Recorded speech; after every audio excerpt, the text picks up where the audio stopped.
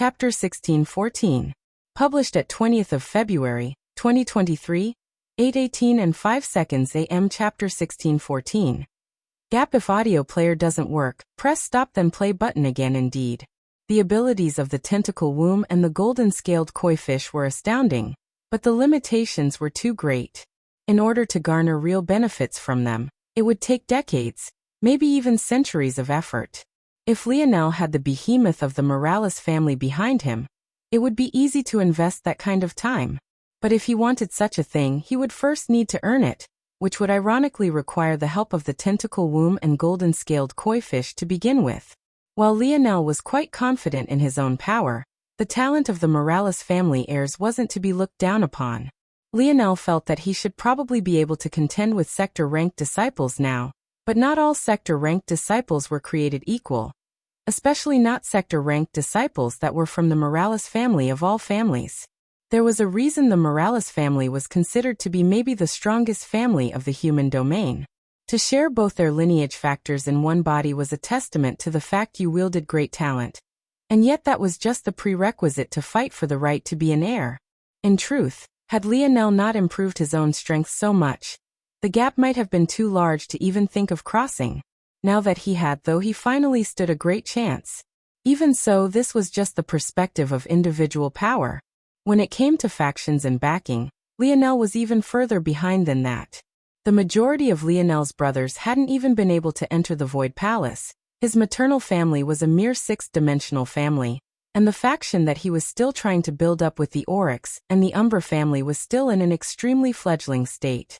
The Oryx hadn't even really chosen to follow him yet, and he could only be considered to have the backing of one of their princes.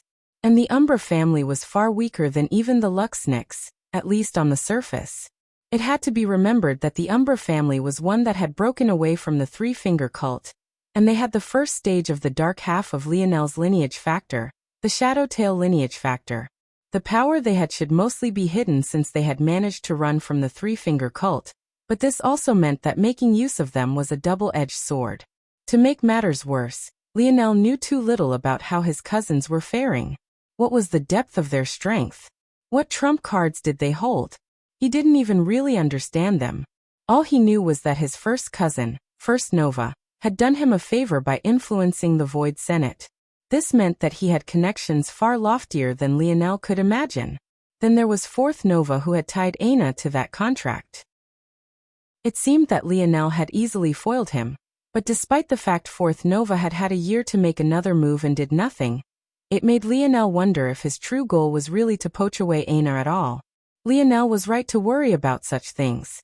There was still Second Nova, who had a ridiculously wide reconnaissance network that had managed to find out that Third Nova was scheming against the Unfettered Blade Party to deal with the stalwart Polearm Party. And yet Lionel hadn't even detected Second Nova even once. Nor did any of them know what Third Nova had been planning that day when he forced Lionel's batch into the Rapak's nest. Each one seemed more mysterious than the last, and even if Lionel felt confident in at least defeating some of them in one-on-one combat, what good was that in an air war that tested one in all aspects? Not to mention the fact that even he wouldn't say that he could defeat them all. Then there was still Fifth and Sixth Nova on top of that. The Void Palace had very few records on the Morales family's air wars, at least not in any real detail. However, the things they had described made it clear that the name war was not chosen lightly. When the Morales air wars began, it would sweep up the whole human domain. Just take the valiant Heart Mountain organization as an example. An organization so far away, and so many galaxies separated from the Morales family, had actually participated as well. When things were looked at like this, Lionel was so far behind that it was hard to put in just a few words. So when he heard what Aina said, he nodded immediately. Show me what you have to improve beasts. Lionel already had the silver tablet, so he had a shortcut to evolving the two of them. But he didn't allow this to cloud his judgment. He wanted to first understand what methods this world had so that he didn't bias the suggestions too much. But in choosing to do things this way, Lionel quickly realized that he had actually made his ask far too broad. There were too many things and most of them didn't even have what he needed. Taking his time, Lionel asked question after question, narrowing down the lists before him, and making adjustments based on what appeared. Eventually, he came to a few solutions. The first was that refined demons were a viable option here. Much like refined demon force pills helped him and Aina, they would also be able to help here as well. The second option was the beast crystals of like beasts. This was an excellent option as well, especially when paired with the silver tablet. Usually, absorbing beast crystals only came with a percentage chance of receiving the effects you wanted, but the silver tablet made it guaranteed. This was how Lionel was able to give Gil his crimson lightning. The third option was fascinating as well, and it was the most complex. However, if it worked, its benefits would be the greatest. And that was to allow the tentacle womb and golden-scaled koi fish to form star runes. Chapter 1615. Published at 20th of February, 2023, 8:18 and 3 seconds AM. Chapter 1615. Formation. If audio player doesn't work, press stop then play button again. The force manipulation abilities of this world had been at the forefront of Lionel's mind for a long while already, and he knew that if he wanted to reach the level of power he sought after, he would definitely have to grasp such abilities. Somehow, the further depth of comprehension one gained in this world, they seemed to be capable of displaying abilities further outside the realms their forces were usually constrained to. Lionel had a certain hypothesis, and he felt that it might be correct. Maybe the reason why it was possible to cross dimensional barriers to do battle at all was because his world hadn't grasped these abilities as they should. From the very beginning, Lionel had understood that dimensions weren't simple power levels. They were a qualitative change of being. A fourth-dimensional existence should be able to crush a third-dimensional existence, no matter how talented the latter was. That was what science said. However, the likes of Lionel and Aina always seemed capable of breaking these rules. Lionel didn't really understand why this was until something clicked.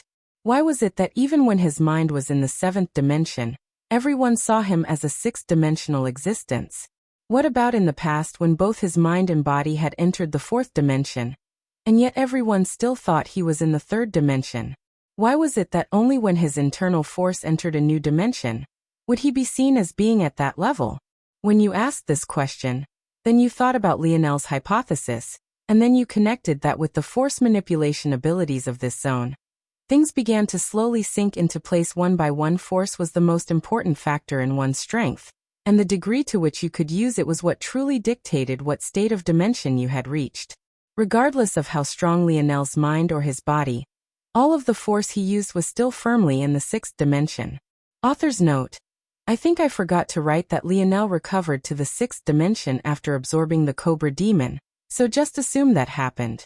Forgive me, but when Lionel fought Thela and his mind worked slower than it should, or when he fought the Cobra Demon and his Scarlet Star Force felt even weaker than normal third-dimensional fires, why was that? Well, if you thought about it, was that what true suppression between the dimensions should feel like? Wasn't that the despairing gap that should have always been there, and yet never had been? If it wasn't for the fact that Lionel was in the same dimension as Thela and the Cobra Demon, that despairing gap would have been even wider. It was only thanks to the fact that Lionel's soul separated from his body, and thus the suppression the Cobra Demon could levy toward him, that he was able to surpass such shackles. If he hadn't, he would have died. Well, he had died actually. Upon realizing this, how could Lionel's thoughts not be constantly ruled by force manipulation, and how to make use of it? And with Lionel's speed of thought, how could he not come up with countless potential hypotheses related to it? One of these hypotheses that he liked the most was that the secret to this force manipulation was tied to what this world valued the most: star runes. Lionel felt that his use and comprehension of star runes until this point was quite artificial, and it hadn't provided him as much of a boost to his prowess as he thought it should. He had formed up to perfect seventh-dimensional star runes on his Dream Force stars, and yet his mind had still been suppressed by the likes of Thela and the Cobra Demon, who had far weaker minds than his own. This made sense. Did he also have star runes in his innate node? In fact, he had ninth-dimensional star runes in one of them, but could he use them? Not at all. At best, Lionel could use his star runes to call down Scarlet Star Force and Dream Force of equivalent dimension, something that his stars were already capable of doing. Clearly, he was missing something extremely important. As such, he felt that there was a 91% probability that star runes held the secret that he was looking for. This confirms something I was thinking about, Lionel suddenly said. What's that? Lionel quickly explained his thoughts before continuing. The mantra should be a shortcut to understanding these secrets. Even though we can't get the full reward of this zone any longer, I think that if we stack up on these mantras, it'll only be a matter of time before we grasp the truth. Even with Lionel's Dream Force talent, he still needed the Dream Force mantra to form his star runes so quickly. If these mantras were able to focus the mind and aid in meditation to such an extent, it was likely that they were the key to connecting with star runes on a deeper, more meaningful level as well. Lionel already had the Dream Force mantra, and it only cost a few million demon points. Stacking up on a ton of mantras shouldn't be too expensive, and should be quite easy. He could even get one of every kind so that when he passed down Dimensional Cleanse to everyone, they would be able to grasp these subtleties as well. It was just unfortunate that not everyone would be able to form 9 stars like he had, but he just had to take things one step at a time. Is it possible to teach to beasts though? Aina asked. She hadn't forgotten that this was the main reason Lionel had gone down this rabbit hole. Yes, Lionel nodded. This force art right here, the Dream Star Gathering Beast formation, should do the trick. It costs just under 100 billion demon points as well, but it allows me to set up a formation that places both myself and a target beast into a dreamlike state. Through that state, I can pass on the mantra or even cultivate it for them. Chapter 1616. Published at 20th of February 2023, 8:18 and 1 second AM. Chapter 1616. Sovereign, if audio player doesn't work, press stop then play button again. 100 billion? That's quite steep. Can't you do the same thing with your connection with them? Aina asked. Every beast and master had a connection between them. This formation just seemed like an unnecessary step. In addition, they already likely had to allocate a 100 billion to the innate node fusion method, so they had to be cautious with what they spent the rest of their demon points on. There's a connection between beast and master, yes, but it's quite vague. For example, I can't understand exactly what Little Black Star is saying. I can only try to decipher it based on the emotions he's sending my way. Sending something as complicated as a mantra would be impossible. At the same time, the comprehension abilities of beasts are often based on their innate instincts. If I wanted them to learn a human-created technique like this one, it would be impossible. The only other way would be to have them naturally comprehend star runes on their own. But how could that be possible? Aina nodded slowly. Then what about the star runes themselves? How will they use star runes without stars? Will you teach them Dimensional Cleanse with this formation as well? No, I'm going to use a different method. According to this, it's possible to inscribe it directly onto their beast crystals. I just need to guide the process. Doing so will cause a qualitative change in their combat strength. Aina nodded again. She didn't really doubt Lionel. She just couldn't help but smile when he explained things. The path beasts took was inherently different from that of humans. For example, beasts were much more reliant on their ability indexes. Since we're on the topic of beasts, I should probably also try to find something that will help Little Black Star. He absorbed a Shadow Sovereign, so his ability index is much more powerful now that it was in the past. And before that he also absorbed Void Beast blood. The little guy is already very powerful because of that, so there's really not much to do outside of helping him inscribe some Darkness Star runes on his beast crystal. Maybe ask about Shadow Sovereigns specifically, Aina said. Lionel nodded. That made sense. In fact, not that he thought about it, it would be good if they found out more about sovereigns in general. After asking and sifting through the items that appeared, Lionel was surprised to find that the root of sovereignty was actually in a domain. The shadow world of the shadow sovereigns, the spear domains of spear sovereigns, and blood domain of blood sovereigns. Being a sovereign meant having such an innate domain of your own. One that you could pull strength from whenever you wanted. Outside of this, though, the similarities between sovereigns mostly came to a stop, and each had their own methods of improving and their own uniqueness. For example, Shadow Sovereign could absorb other Shadow Sovereigns. Blood Sovereigns could absorb blood to change their very constitution. Spear sovereigns made all spears useless before them except in the face of another spear sovereign. The abilities were wide-ranging and they manifested in different ways. The only thing linking them was dominion over a certain domain. Lionel didn't end up finding anything Blackstar absolutely had to have, but he learned a lot more about this enigmatic sovereign title he kept hearing so much about before moving on. Wait! Lionel's gaze flashed. Show me materials related to making sovereigns. It was a shot in the dark, but Lionel felt that it was possible. If he was correct, the spear domain ring's real purpose was to create spear sovereigns. That was why that woman had mistaken him to be one. In addition, the abilities of a shadow sovereign seemed to be something you could pass along since they could be absorbed between them. Maybe if there was a catalyst, you could take the ability for yourself. Surprisingly, the shop really did have items of what Lionel needed. The first thing Lionel saw was a book called Path of the Spear. There were all sorts of books here named just like this but for different weapons as well. They were too expensive, just tens of millions of demon points. Lionel concluded from this that these books weren't rare, but considering the fact there weren't spear sovereigns running around everywhere, it obviously wasn't a simple task even if you had one. Just from their introduction, Lionel felt that they were far inferior to his spear domain heirloom in this respect. However, he still added them to the list because this systematic method of progression might contain secrets he could use to comprehend how to improve his other forces as well. In addition, they would help his brothers. Of course, he was also very interested in how to organically become a Bao sovereign as well.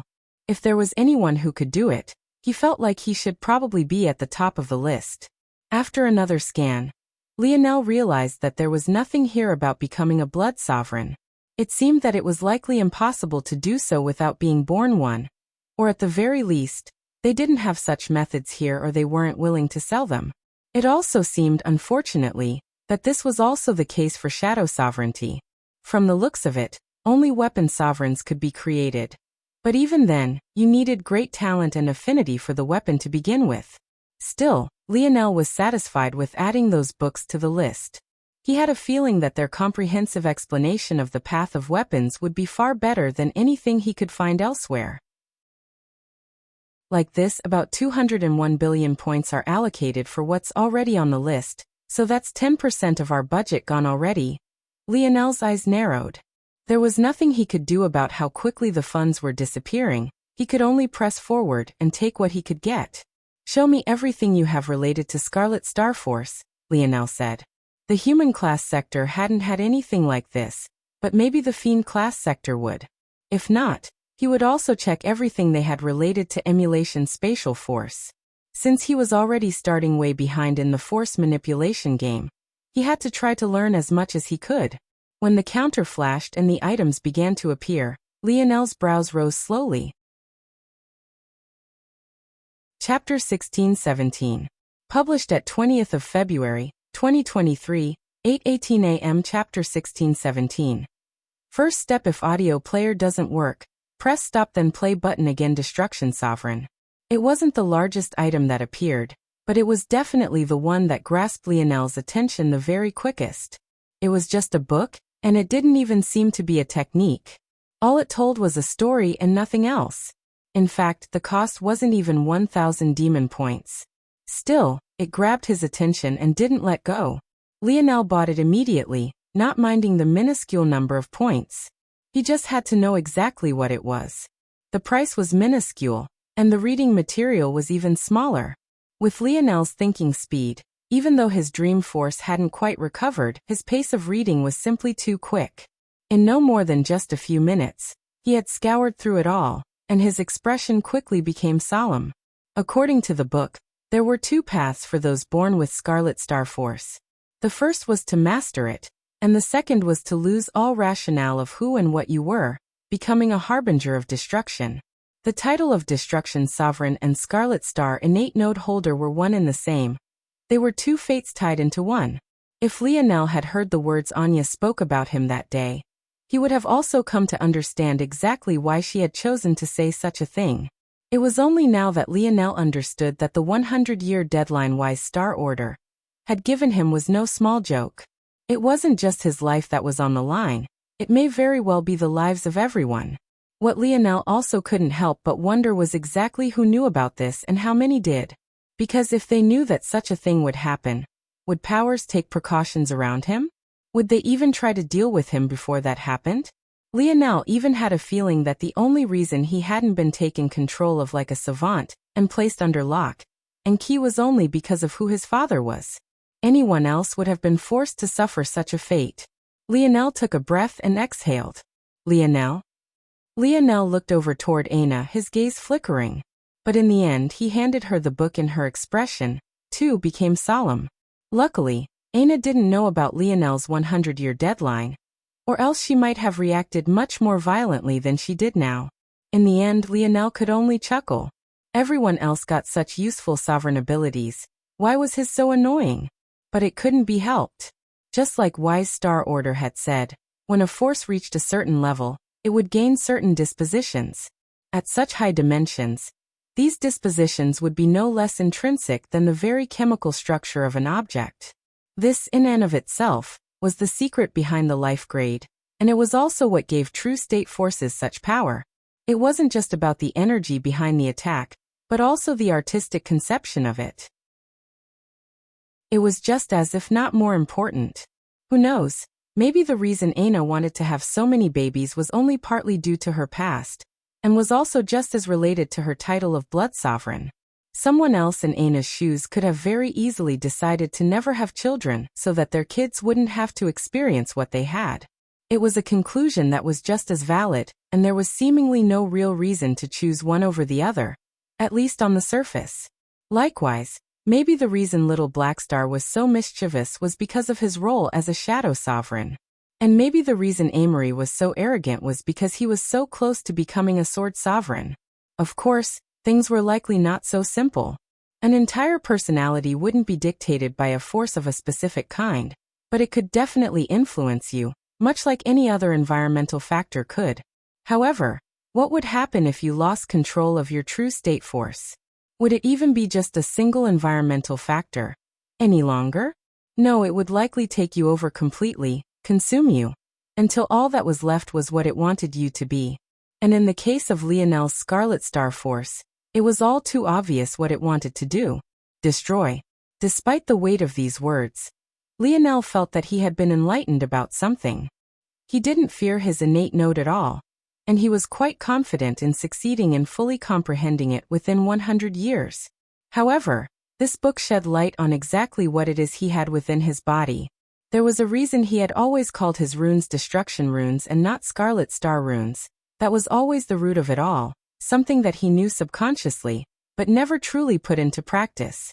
The flames were just a conduit, a guiding light.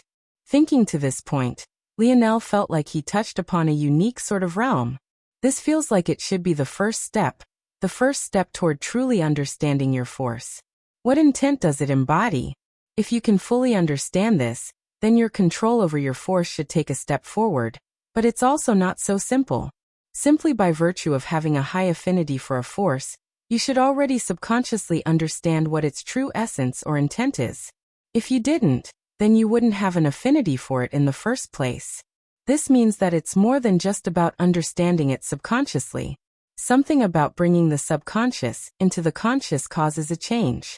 It might just be a simple change at first, but as you move forward into the future, it will snowball.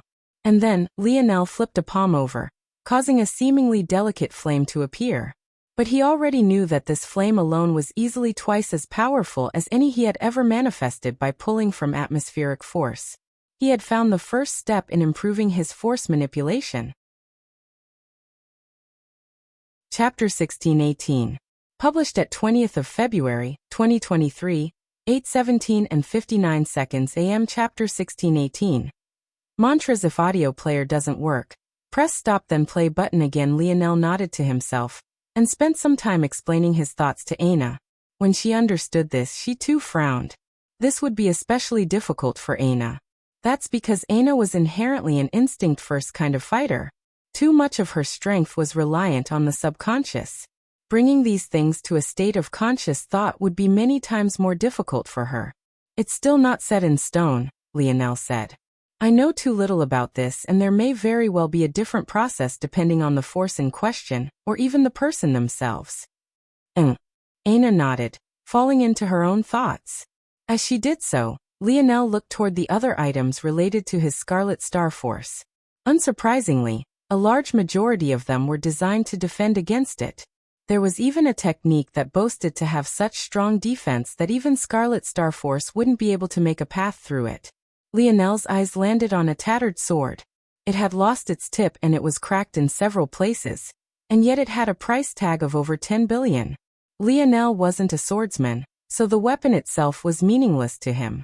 And, even if it had been a spear, his spear domain ring would have shattered it. He might have only had some interest if it was a bow or arrow, at least initially. But Lionel still gave it a second look for one simple reason. Why would a broken sword appear here? He got his answer the moment he read the description. According to what was here, this sword used to have a core formed by a small vein of Scarlet Star Force. Apparently, this vein shattered and ruined the integrity of the sword, making it incredibly weak. Now, it was barely as strong as a silver-grade weapon.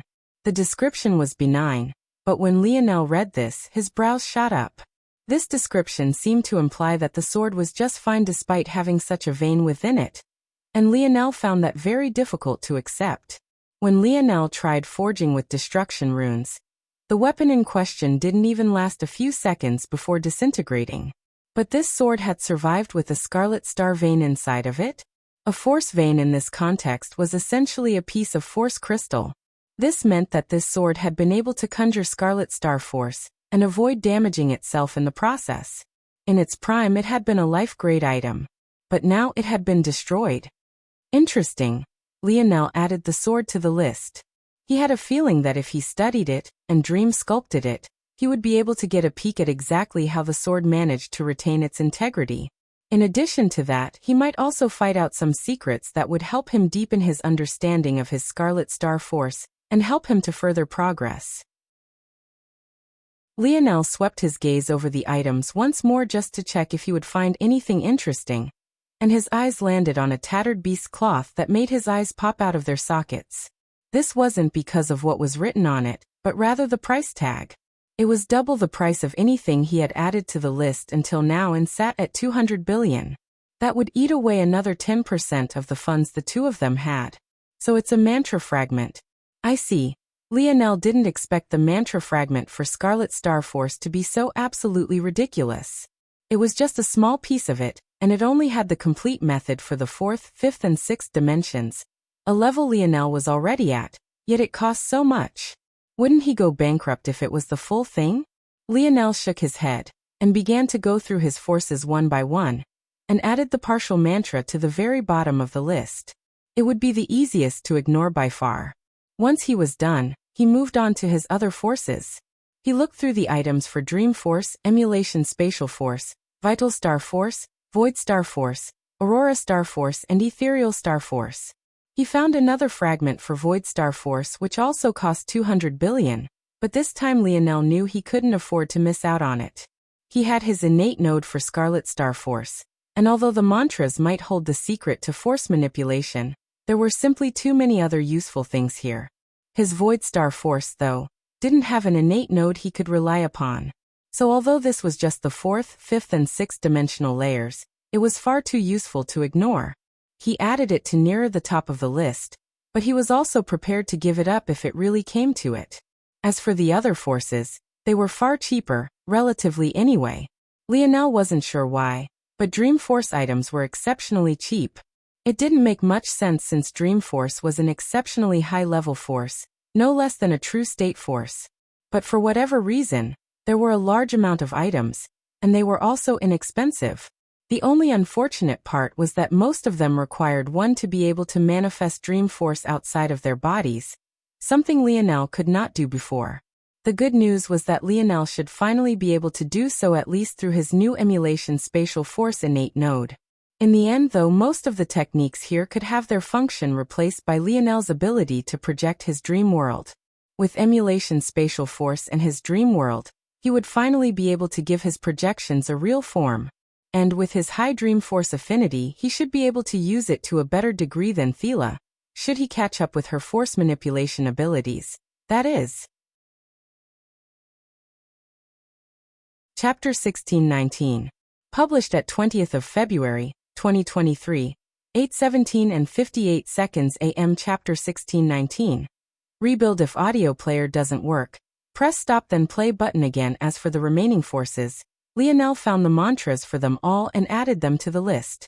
By the time he was done, another 500 billion demon points had been potentially allocated for a total of 700 billion. Of this 500 billion, 200 billion was for the Void Star Force mantra fragment, but surprisingly, another 200 billion was allocated toward Vital Star Force. The mantra for Vital Star Force costs 100 billion. Luckily, it was completed. But Lionel also allocated another 100 billion to a technique that caught his attention. The technique was called Vital Forge.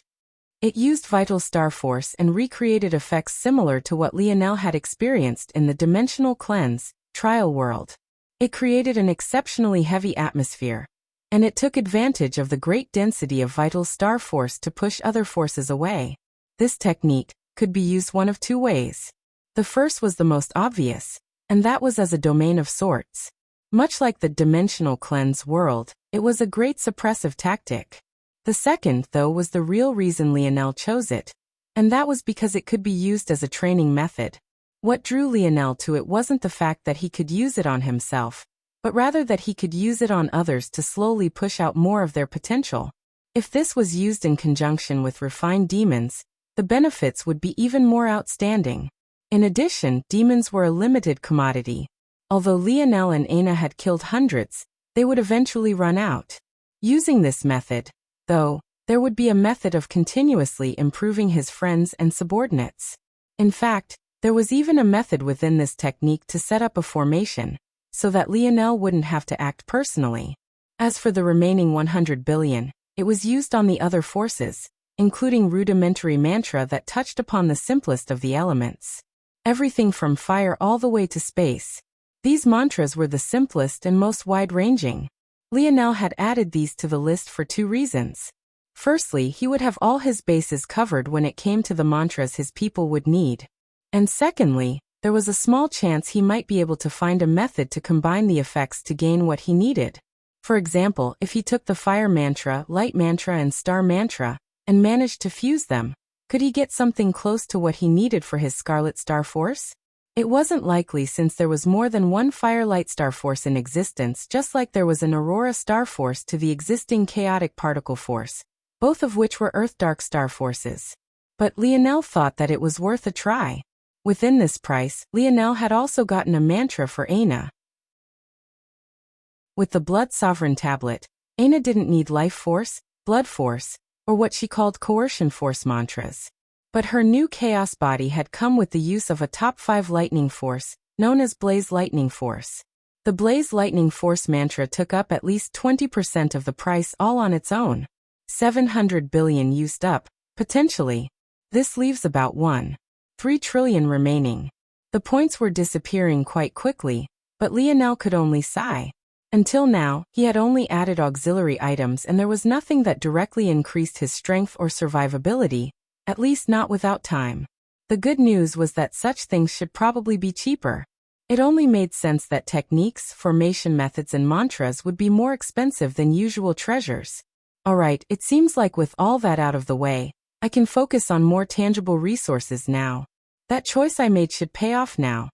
The choice Lionel was referring to was something that happened while he was being eaten alive. While the experience was absolutely horrible, it also provided him with an opportunity. The first opportunity was watching his body be reconstructed once again from the ground up. He had memorized that process in its entirety, down to the smallest detail, so his comprehension of his body, his lineage factors, and how they interacted was on a whole other level. The second opportunity was related to his divine armors. Usually, Lionel's divine armors would regenerate along with himself.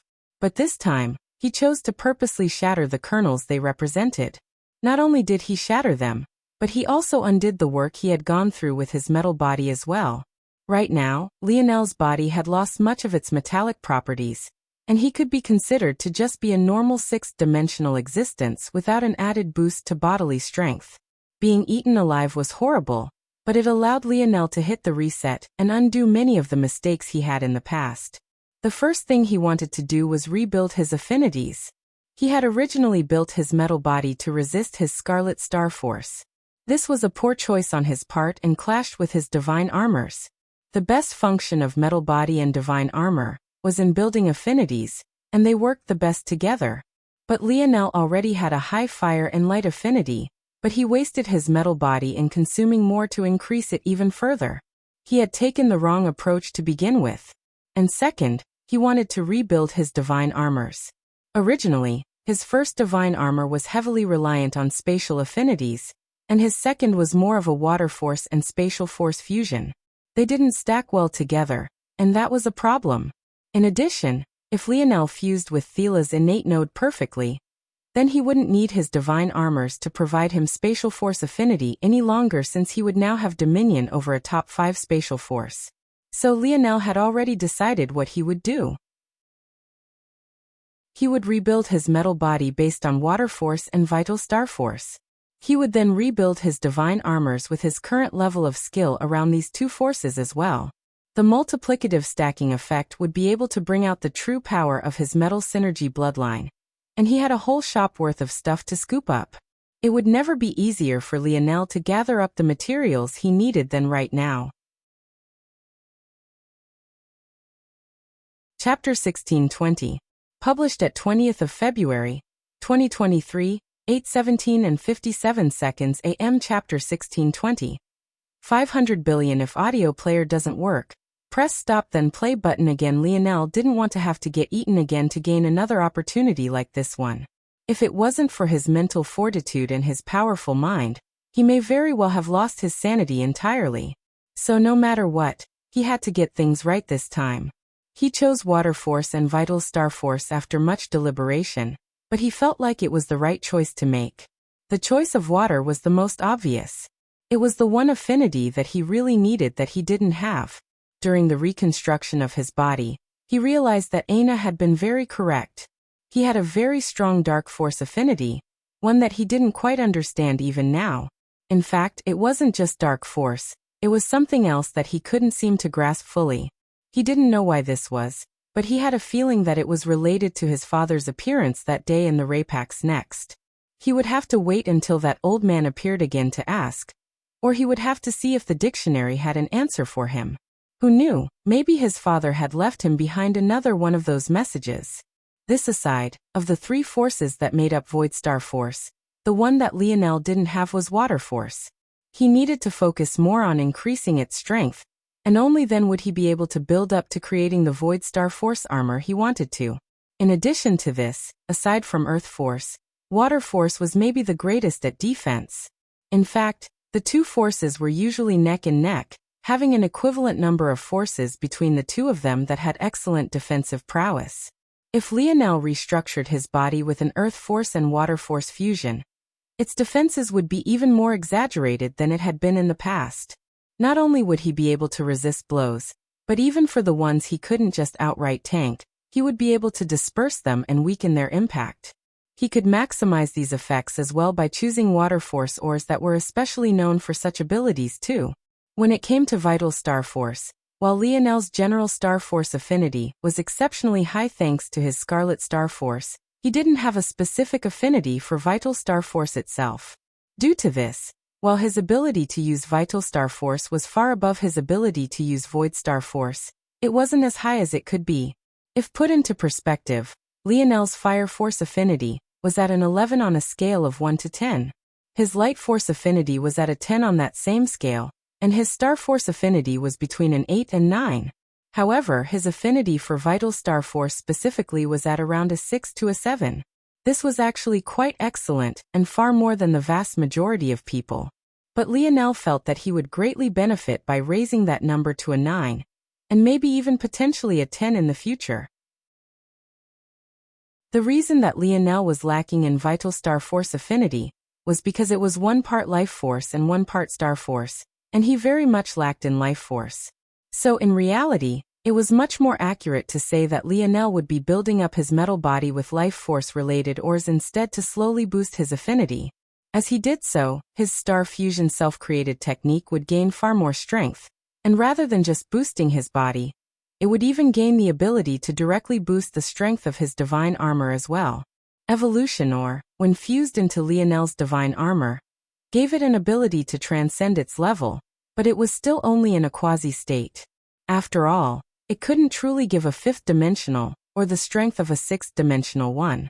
However, if the effects of the evolution ore were stacked with Lionel's star fusion ability, the results would be truly transcendent.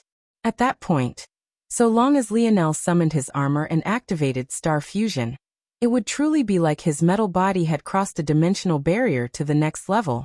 When this was combined with Lionel's breakthrough in force crafting, the Morales family's divine armor technique would truly begin to display might it never had before. The ores Lionel needed for his third, fourth, fifth and sixth dimensional metal body and divine armor were all dirt cheap in comparison to the things he had been buying previously. In fact, he even managed to find a large supply of evolution ore here for just as cheap. Thanks to his mother, Lionel already had a set of sixth-dimension evolution ore, so he didn't need to trade for them. This was a good thing because past this point, things really began to get expensive. It had to be remembered that sixth-dimension evolution ore could allow a sixth-dimensional ore to display seventh-dimensional properties, so it was already valued at a seventh-dimensional level. This was why it was so shocking that Lionel's mother had managed to get him a full batch's worth. This meant that seventh-dimensional evolution ore was valued at an eighth-dimensional level. Lionel found a batch here to trade for to help future-proof himself, but the cost was steep at 500 billion demon points. This just went to show just how rare evolution ores were. Many of the other things on Lionel's list had ninth-dimensional secrets within them, but they still weren't expensive. The mantras, for example, all had enough chance and force arts within to produce ninth-dimensional star runes, and yet they were only a fraction of the price. Though to be fair, just a fragment of the Scarlet Star Force mantra was 200 billion. Lionel grit his teeth and added the seventh-dimensional evolution ore nearer to the bottom of the list.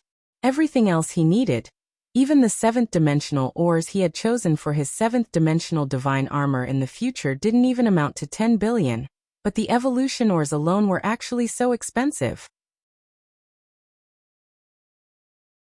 Chapter 1621. Published at 20th of February, 2023, 8:17 and 56 seconds AM. Chapter 1621. Heart link. If audio player doesn't work, press stop then play button again. Ultimately, the seventh dimension was still too far away for Lionel. If he could afford it in the end, he would buy it. But he wouldn't tank his chances at everything else just to secure something he wouldn't be able to use for years. He was still very happy that he had gathered up so many materials. He wouldn't need to worry about anything. When he got the time and little Tolly back, he would be able to calmly craft. By then his strength should increase by leaps and bounds. When Lionel got to this point, he was tempted to see what he could get in this world about force crafting, but then an idea flashed in his mind. Show me what you have related to army and empire building. Aina nodded by Lionel's side. She agreed with this too. Although she no longer called Lionel my king, as her point had long since already been made, that didn't mean that she had changed her mind. She wanted to see him rise to the top as well, and right now, she was well aware of just how far behind his cousins he was. In addition, Aina felt that it would be naive to believe that only she and Lionel would manage to gain something from this place. If Lionel's cousins were great geniuses like everyone seemed to say they were, then in all likelihood, they would manage to find a way to benefit as well. If Lionel didn't take this opportunity, he might not receive another one that was as good. As expected, Lionel mumbled to himself as he scanned through the items. The vast majority here were formation-type items, as this would be the foundation of most powerful empires. If you didn't have a strong large-scale force art, capable of pulling from the atmosphere and protecting your territory, it would be all too easy for others to infiltrate and cripple your foundation. What Lionel hadn't expected, though, was for there to be force arts for armies as well. He had only casually thrown the additional like in, as he also wanted something that bolstered his subordinates' battle prowess. But this was greatly unexpected. So this is possible too? It must work on concepts of resonance a lot like Grandpa's music phase of spear mastery. I keep running into this concept again and again. To think that it could be applied like this. These army formations went by many names, but the most commonly used was the term heart-link. Heart-link force arts could exist as separate entities, but they could still be considered like parts of a single whole.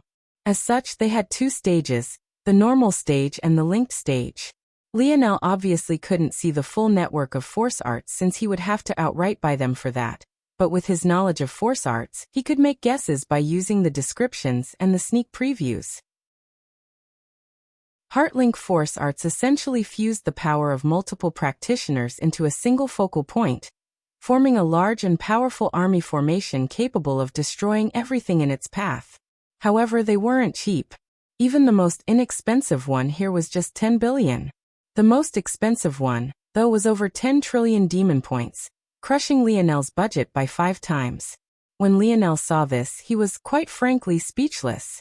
He and Aina had the most points of anyone when their wealth was combined, but they still couldn't afford something in this shop. Maybe the most shocking part was that this 10 trillion demon point heart-link formation was only designed for up to 107th dimensional existences to use at once. This meant that despite its price tag, it couldn't even be used by those with 8th dimensional strength or above because the system would be overloaded. In comparison, the cheapest one could be used by up to 100,000 5th dimensional existences at once. It was clear and obvious that size truly didn't matter in this case. For there to be such an enormous price difference, there had to be a reason. When reading the description, though, the answer was obvious. The 10 trillion demon point formation only needed 100 Tier 1 7th dimensional existences to wield the power of a Tier 1 8th dimensional existence. And if you managed to gather 100 Tier 9 7th dimensional existences, then you would have the power of a Tier 9 8th dimensional existence. The cheapest formation was similar, but it required 100,000 individuals to jump up an entire dimension. Of course, it was easier to find 100,000 5th dimensional existences than it was to find 100,000 7th dimensional existences. But odds were, if you had such a number of 5th dimensional existences willing to listen to your commands, then you also weren't lacking in 6th dimensional existences either, and this heart-link force art would be more like a cherry on the top for you. This also didn't mention the weakness of the cheapest formation either, and that was that twofold. Firstly, it wasn't plug and play and required comprehension on the part of the soldiers. And secondly, all 100,000 had to have the same affinity. These affinities didn't have to be exactly the same, but they had to share the same base element. Meaning, you had to have 100,000 existences with fire force affinity, for example. The most expensive formation didn't have these drawbacks. So long as you built the army's armors to the proper specifications, and the users had the appropriate strength, that was all the requirements you needed to meet. Of course, the worst part about both of these heart-link force arts was that having the force art was just the beginning. These force arts would obviously need to be drawn on something, and that something would be armors. In order to withstand the power of such a resonance, these armors wouldn't be cheap either. So, even if Lionel had 10 trillion demon points to spend, he would need another 10 trillion or so to build the 100 armors he would need. Plus, that didn't address the biggest elephant in the room. He himself wasn't in the 7th dimension. Where would he get 100 such existences from, exactly? If he had such powerful subordinates, would he even need to worry about this air war to begin with? Chapter 1622. Published at 20th of February, 2023, 8:17 and 55 seconds AM. Chapter 1622. Only 2 grades. If audio player doesn't work, press stop then play button again. That's unfortunate. Aina said lightly. However, when she looked toward Lionel, all she saw was a wild grin. It's not unfortunate at all. In fact, I'm at least 80% certain that I can create my own. I understand the principle behind it already, and I think I have the skill to surpass this by a large margin. Aina blinked, her gaze sparkling. She didn't doubt Lionel. He wasn't one to speak without cause. In fact, he usually preferred to not speak at all. It could be said that if it wasn't for their relationship, he would have just kept this to himself, quietly calculating until he figured it all out. I have a feeling that these aren't the best formations this world has to offer. With their comprehension of force manipulation, they should have force crafting leagues beyond what I can do currently. Look at this one here. Lionel pointed to the most expensive one. It looks grand and imposing, but the truth is though they require seventh-dimensional existences, the actual design for the base armor the army would use is just for a set of 100 silver-grade armors. Although they use higher-class materials to make up for it, such a shoddy design couldn't possibly step into the gold grade, let alone the life grade. The black grade was the fourth-dimensional equivalent, and likewise the silver grade was sixth-dimensional, the gold grade seventh, and the life grade eighth. This formation required seventh-dimensional existences, and even the armors used seventh-dimensional materials, and even some eighth, but Lionel still evaluated the overall product as silver grade. It's clear that whoever created this Heartlink force art is an expert in formations, but when it comes to force crafting, they're very lacking. So, to make up for their weaknesses, they could only throw money at the problem, using very expensive materials to make up for lack of skill and foreplanning. Aina's gaze flickered. Right now Lionel was casually commenting on silver grade and above grade armors, but wasn't he too in the sixth dimension? What stage had his force crafting reached exactly? Did you become a gold grade force crafter? Aina asked. Gold grade.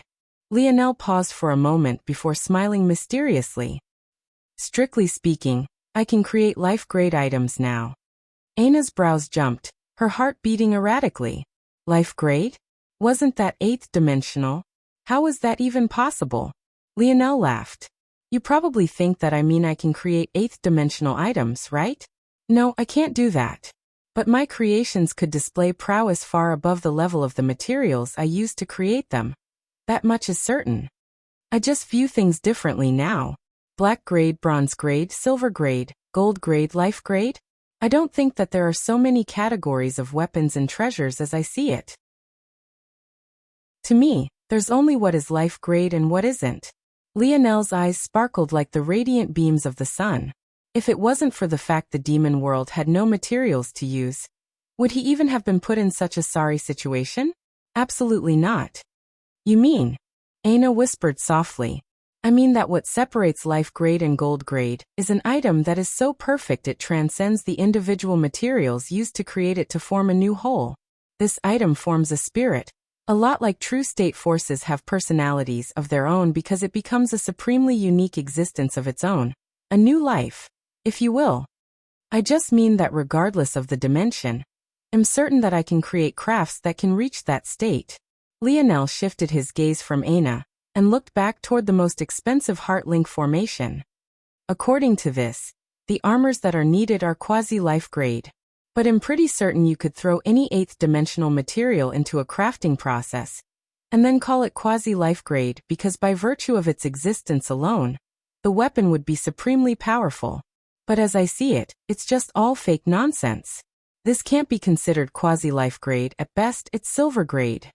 Right now, the only thing holding me back from crafting high-level silver grade crafts and beyond is my own weakness. My force isn't powerful enough, my finger designation is still too low, and little Tali is still an infant. In the future, though, I don't think he'll experience any bottlenecks in force crafting until I reach the true life grade and the eighth dimension. I see. Aina nodded. If things were as Lionel said, then it really wouldn't be difficult for him at all to create his own formation. Now that he knew it existed, he could form his own. Although he couldn't be able to make one capable of using seventh-dimensional existences, due to his own weaknesses, he would definitely be able to make one that utilized sixth-dimensional existences to battle seventh-dimensional ones given some time. In fact, Lionel was even thinking of forming a two-person Heartlink force art that could only be used by himself and Aina. Or maybe a two-person one that could resonate between himself and Little Blackstar. And the best part about all of this was, he would finally get to create his own cool uniforms. A two-person one could either be much less complicated or much more depending on how you look at it. It's obviously much easier to produce great strength with more people as opposed to less. But a two-person formation obviously has less variables as well. But this should work out nicely. With things like this, Aina won't have to sing in battle for us to resonate anymore. And given our talent, our bodies can also take much more pressure than most army soldiers would be able to. This could definitely work well. Lionel nodded to himself, and just let a section of his split minds handle the computations. There was nothing else of interest among the items, and he didn't need any empire formations, just yet, as he didn't even have a base of operations. In addition, since he would form his own heart link formation, he didn't care to add any of these to the list, so he simply moved on. Now he had less than 800 billion demon points remaining, and he had to make the most of it. Show me items related to metal spirits. Chapter 1623. Published at 20th of February, 2023, 8:17 and 54 seconds AM. Chapter 1623. Maturity. If audio player doesn't work, press stop then play button again. Little Tolly was Lionel's greatest reliance. In fact, even in comparison to Little Black Star, the little one was Lionel's greatest partner. If Lionel prepared things for Black Star, he couldn't possibly forget about Tolliver. Lionel hadn't really done anything special for Tolliver in his lifetime. Outside of feeding the little one as many ores as it could manage, there was really nothing else to do.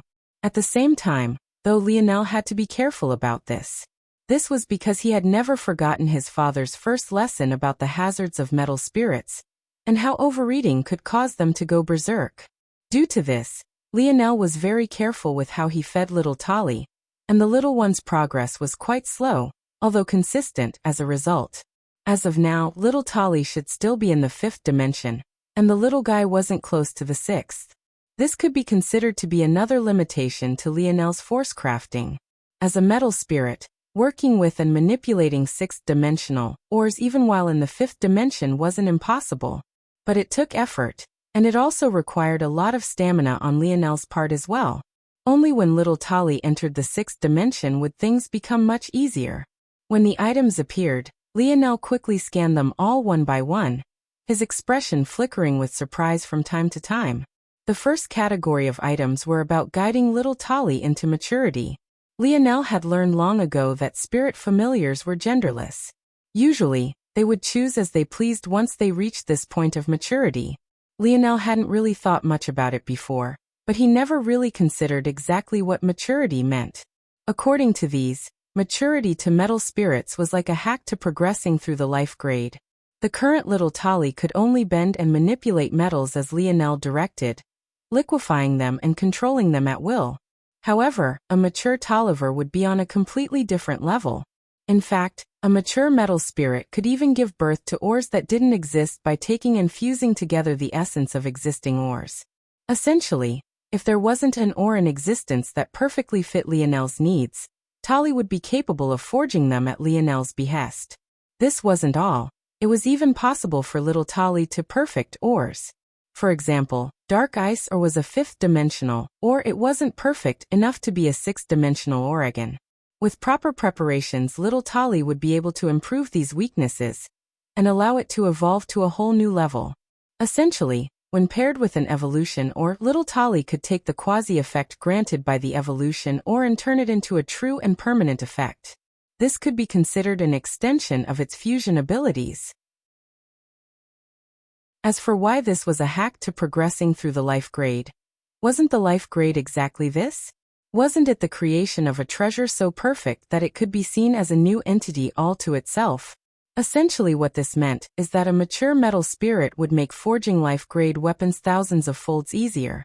Even for Lionel, if he wanted to forge a life-grade item, he would need to spend a lot of energy blueprinting and even tweaking force arts so that everything would fit together perfectly. However, with little Tolly maturing, he would need to fit himself into rigid boxes already outlined by what ores could naturally exist. Theoretically, he could create an ore that was perfect in all aspects, dealing with all potential weaknesses in one fell swoop. What was interesting, though, was that not all mature metal spirits were created equal. If Lionel's deductions were correct, the sooner after the 5th dimension a metal spirit matured, the more potential it would have into the future. In this way, it was a lot like the God path for humans. Beyond this, there were actually several paths a metal spirit could take when stepping into maturity as well. The first was the mimicry path, a lot like Little Blackstar's path. Because ores of all types existed, and a metal spirit could eat them all, they could start taking on these characteristics as well. In fact, this was the most common path for metal spirits. Lionel was surprised when he read this. This was almost identical to his metal Bodas properties, no? It felt like it was likely that these techniques were actually birthed from observing metal spirits. The second path was the fusion path. This path leaned into a metal spirit's ability to combine and create new life through ores. In fact, a metal spirit that took this path would even gain powerful healing abilities that it could share with its owner. This was a much rarer path, and it allowed a metal spirit exceedingly powerful abilities in creating new alloys and ores, much more so than most metal spirits. While some less mature metal spirits would be limited to combining 2 ores at most, a metal spirit on this path would be able to fuse 3, 4 or even 5 instantly upon maturing. The third path was the universal path. This metal spirit was able to tap into universal force to help their partner during the forging practice. Those with this metal spirit had seemingly endless stamina, and could forge hundreds of weapons at once without the slightest issue. The fourth and final path was the pure path. This metal spirit was a jack of all trades but a master of none. However, depending on the resources it was fed, it would likewise be able to improve in all areas. This path was by far the most expensive and the most involved, and the requirements were exceedingly difficult to meet. In order to take this path, one had to allow one's metal spirit to step into the 6th dimension, while under a force eruption. Such a requirement truly left Lionel speechless. Of course, the worst part was that this was just the introduction. If he wanted the complete method, he needed to pay 500 billion demon points. Chapter 1624. Published at 20th of February, 2023, 8:17 and 53 seconds AM. Chapter 1624. Most popular if audio player doesn't work. Press stop then play button again. Lionel could only grit his teeth and add the method to the list, leaving him with only 300 billion demon points. Of which, he used an extra 100 billion to allocate the materials he would need to help the process along, ultimately leaving him with 200 billion demon points he had yet to use. Suddenly, Lionel felt very poor. In truth, there was a chance that little Tali could mature naturally along the 4th path. In fact, all 4 of these evolution paths were available to all metal spirits. However, there was a reason that some were rarer than others. In order of rarity, the first was the most common, with the 4th path being the rarest to see. Metal spirits were rare already, but those that could naturally enter the 4th path were less than 1 in 10,000, with the vast majority entering the first, about 10% entering the second, and about 1% entering the third. Lionel simply couldn't leave his fate up to a 0.1% chance, so he had to take matters in his own hand. The trouble was that it cost 600 billion demon points. He didn't even know where he would find a force eruption. He had only experienced one in his lifetime, and that was back on Earth. However, obviously he couldn't use a mere 4th-dimensional force eruption. It had to at least be a 6th-dimensional force eruption, which was only likely to happen when a world was evolving from the 5th dimension to the 6th. Earth was obviously a great candidate for this as it would be entering the 6th dimension soon. But he would still have to rely on a bit of luck as he wouldn't exactly be able to predict where they would appear. Lionel shook his head. There was no use in harping on these matters. He had 200 billion left, and he had to see if he maximized it, or if he would have to start shedding some things from his list. I think we should think about protective treasures. All of this will be useless if we can't protect our lives, Aina suddenly said. And after that, we can take a look at the most sought-after items here, or maybe even the most expensive ones to see if there's anything that we absolutely have to have. Lionel nodded. He agreed with this. After filtering for protective treasures, he nodded. They were expensive, but they weren't ridiculously so. Even a one-time protective item capable of blocking up to a tier 1/8 dimensional strike was only about 100 billion. This made sense. After all, everything that Lionel was trading for could be considered Foundation's treasures and techniques for families and organizations, while such an item was just a protective treasure. Techniques and similar things would always be far more expensive. If he got one for himself and Aina, That would make up for the remaining 200 billion they had left. But that wasn't strictly necessary. This was because the protective treasure formed by forming a protective sphere that couldn't crack until it was overloaded. Taking Aina with him, or vice versa, would essentially make sure the both were protected. However, Lionel still put both on the list just in case of potential variables. If it came down to it, he would give up one and only buy one that he gave to Aina. Lionel was of half a mind not to tempt himself any further, but he knew that if he didn't this there wouldn't have been a point to the list in the first place. He might as well have just bought everything outright. Show me the most popular items exchanged for by the Fiend-class geniuses. Lionel's gaze flickered, focusing on the items that appeared. Since he had asked for something so narrow, it wasn't too surprising that only 2 items appeared. The first was a crystal ball. It looked completely inconspicuous and Lionel wouldn't have given it a second look if he saw it on a counter in a store. But when he read the description his brows couldn't help but jump. Focus crystal. 10 billion. The price was cheap, or at least relatively so. This made sense since it was the most popular item. If only the top 10 could trade for it, it wouldn't be much of a popular item at all. According to the description, the focus crystal was a rare item used to refine force. One poured their force into it, and it would come out purer. When used over a long period of time, this would purify the force within your body, bringing it closer to the kind of force one would only gain from pure force crystals. This was extremely similar to the ability of the golden-scaled koi fish. The difference, though, lied in the fact that this crystal catalyzed changes within your body while the koi fish only did so with external force and within its own body. If one used a focus crystal daily, it would slowly improve one's affinity for one's element, and it would even help one to increase one's understanding of one's force. If used in conjunction with a mantra, the results would be even better. The only limitation of the focus crystal, and maybe the reason for its low price, was that it could only ever be used for one type of force. Once it was used, it wouldn't be able to purify any other kind of force, even if they shared the same element. Lionel exhaled when he saw this. This was an item he definitely had to have. And he needed multiple of them for sure. And Aina would need at least one for her Blaze Thunder Force even if she didn't need it for her Blood Force and Life Force. Even if he ignored his lineage factors, he would still need 3 for himself plus 1 for Aina, which would make 40 billion demon points. Lionel shook his head and turned toward the second popular item before smiling bitterly. Chapter 1625. Published at 20th of February, 2023, 8:17 and 52 seconds AM. Chapter 1625. Most expensive. If audio player doesn't work, press stop then play button again. The second item was a seemingly ordinary black rock. Perfection Stone 100 billion. This rock's ability was very simple. It scanned a person and morphed into a clone. However, this clone would detect your weaknesses and fix them. The issue was that the rock wouldn't be able to communicate exactly what these issues were.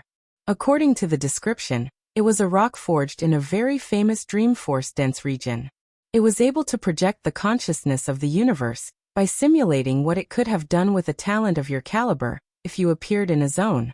It would simulate your life based on your age, and then form a clone that could be considered the perfected version of yourself. The only way to slowly tease apart the details was to fight this rock again and again, not to mention getting beat up again and again. How could you defeat the perfect version of yourself? It was only after reading these things that Lionel finally understood why it was that all the Dream Force-related items in this place were so cheap. In fact, if not for this, let alone 100 billion, this perfection stone might not be able to be bought with even 100 trillion. The description stated that this rock was a treasure of the Eternal Dream Pavilion. If Lionel was correct, this Eternal Dream Pavilion had subsidized many of the Dream Force items in this place. According to his understanding, talents with exceptionally high Dream Force affinity were too rare, but this was precisely what the pavilion demanded of their students. Although they hadn't sent their students, they were still in the business of fostering Dream Force talents in hopes that more would appear. It was also potentially the case that in exchange for not participating, they had given these tributes over. These were just Lionel's guesses, and he might be missing a few details, but he felt that this was very close to being true. The good news about this perfection stone was that it could be used for as many people as you wanted. It was no wonder it was such a popular item. Lionel realized that he had to have it. The abilities of the people of this world's ability to simulate was definitely far above his own. This would be an invaluable item, and it would help him too greatly in the future. He didn't believe that it was truly perfect, but he would definitely use it as a guiding light. If zones could produce such perfect magic systems that humans couldn't even dream of thinking up on their own, why wouldn't the perfection stone be capable of refining his future path and allowing him to observe it? Now the trouble was that he was missing 30 to 40 billion demon points to buy this, even if he gave up one of the protective treasures. Lionel exhaled and made a decision. He moved some of the things from little Tali's evolution down. Then he would be able to afford it. Ultimately, the things he needed to facilitate little Tali's evolution, which amounted to an extra 100 billion, were things that he could find outside of this zone. But this stone was something he definitely could not. Plus, it would still take him some time to find a force eruption. So he had time to gather the materials as well. Lionel exhaled. Show us the top 10 most expensive items you have here. Lionel still decided to go through with it. Who knew? Maybe he would find something worth giving up everything for. If he could afford it, that is. What Lionel and Aina actually saw, though, was enough to leave them stunned. Every single one of the 10 items was a tablet. Most were gold, but there were 2 that were silver and 2 that were bronze. These were precisely the 12-pointed star lineage factor tablets, both the dark star half and the light star half. Lionel's eyes widened when, for the first time, his gaze landed on the gold tablets for this lineage factor. But almost the moment he did, he heard 2 roars resound in his mind. His eyes, nose and ears burst into a rain of blood. He could see or hear anything, his body falling back unconscious. Lionel.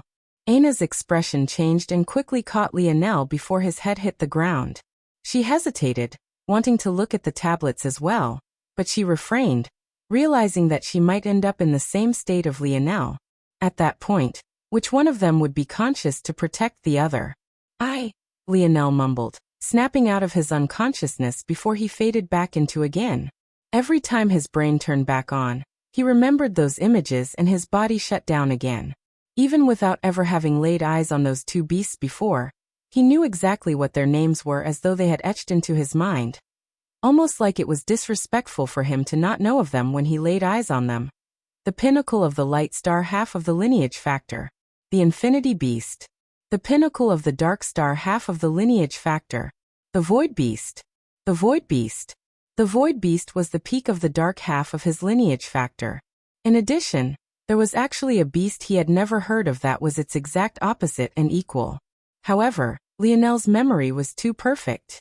Before he focused on those 2 tablets, he was certain that he had seen the names and descriptions of all the other tablets as well. For one, their prices were egregious, so much so that it felt almost like a slap to the face. They had so many zeros behind them that even Lionel didn't know what number that was supposed to represent. All he knew was that it was too much larger than just 1 trillion. But the second shocked him maybe even more than finding out what the pinnacle beasts of his lineage factor were.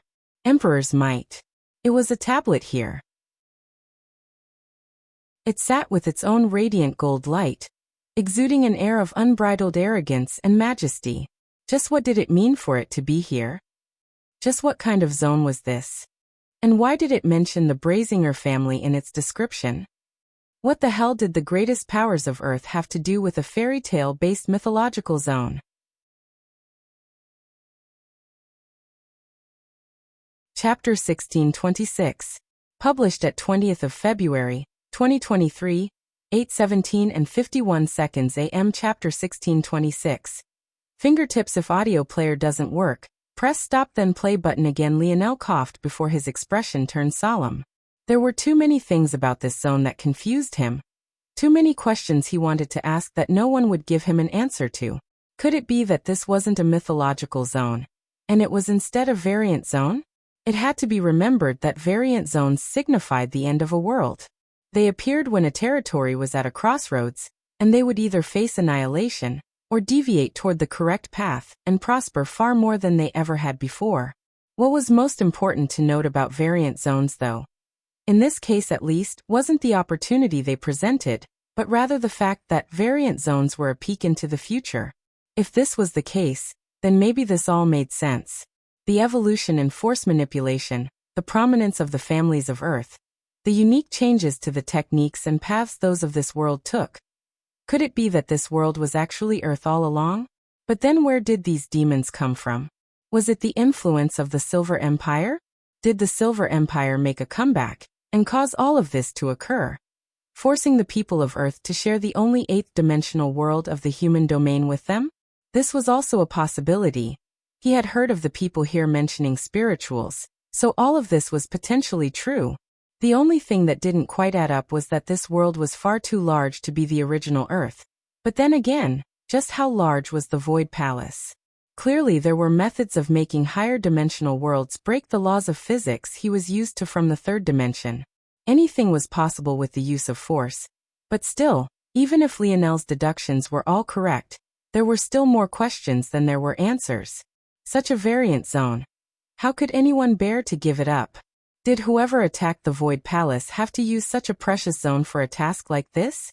It also had to be remembered that variant zones were known for their ease relative to other zones of the same level.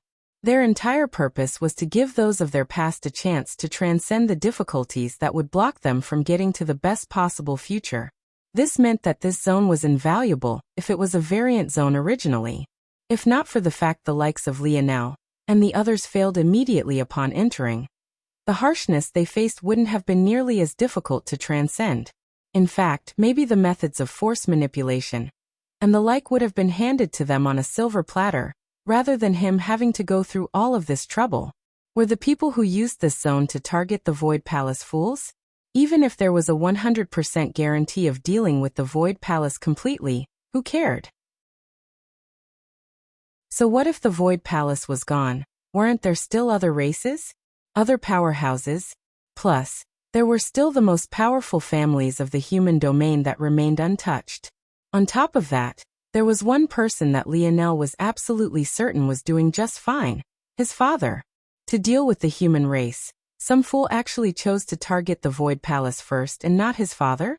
Lionel couldn't help but think their brains were waterlogged. There were only two explanations that could possibly make sense to explain all of this. The first was that these people had no ability to gauge the value of this zone and what was inside of it. If they could, Lionel didn't believe they would use it so foolishly. The second was that Lionel was completely incorrect about all of this, and this place wasn't a variant zone at all. The first made no sense. How could a power capable of targeting the Void Palace not do something as simple as scan a zone? Even if Lionel gave them the benefit of the doubt, the two things that were absolutely easy to do regardless of the level of a zone was to tell the quota limit, as in how many people could enter, and to tell what type of zone it was. The moment a zone actually manifested on the readings as a variant zone, even if it was a ninth-dimensional zone, especially if it was a ninth-dimensional zone, no one would use it for such a foolish thing. There was, of course, one other possibility that Lionel was somewhat ignoring. In order to use this zone to target the Void Palace, whoever sent it had to expand the size of the zone a tremendous amount. There was a chance that only a zone of a certain caliber could withstand this process. As such, whoever did this had no choice. But even if that was the case, Lionel didn't believe that they'd be so stupid. If Lionel was in their shoes, and he had such a method, but it could only work on an incredibly valuable zone, he would directly scrap such a method and throw it in the trash. In fact, he might accidentally allow his enemies to learn of it and hope they'd be stupid enough to do such a thing should they run into such a valuable zone. At least that way, they would waste it instead of growing more powerful behind his back. All of this logic applied as well if this was really a mythological zone. It had to be remembered that mythological zones were the most likely to become unique zones purely because of their value. When things were framed like this, it didn't make any sense whatsoever for this place to be a zone unless the enemies of the Void Palace were complete idiots. Just when Lionel had this thought, he shot up from Aina's embrace, his heart trembling. What if he was wrong about all of this? What if the enemies of the Void Palace knew very well of the value of this zone but didn't care? And what if they didn't care because they already had such methods at their fingertips? Chapter 1627.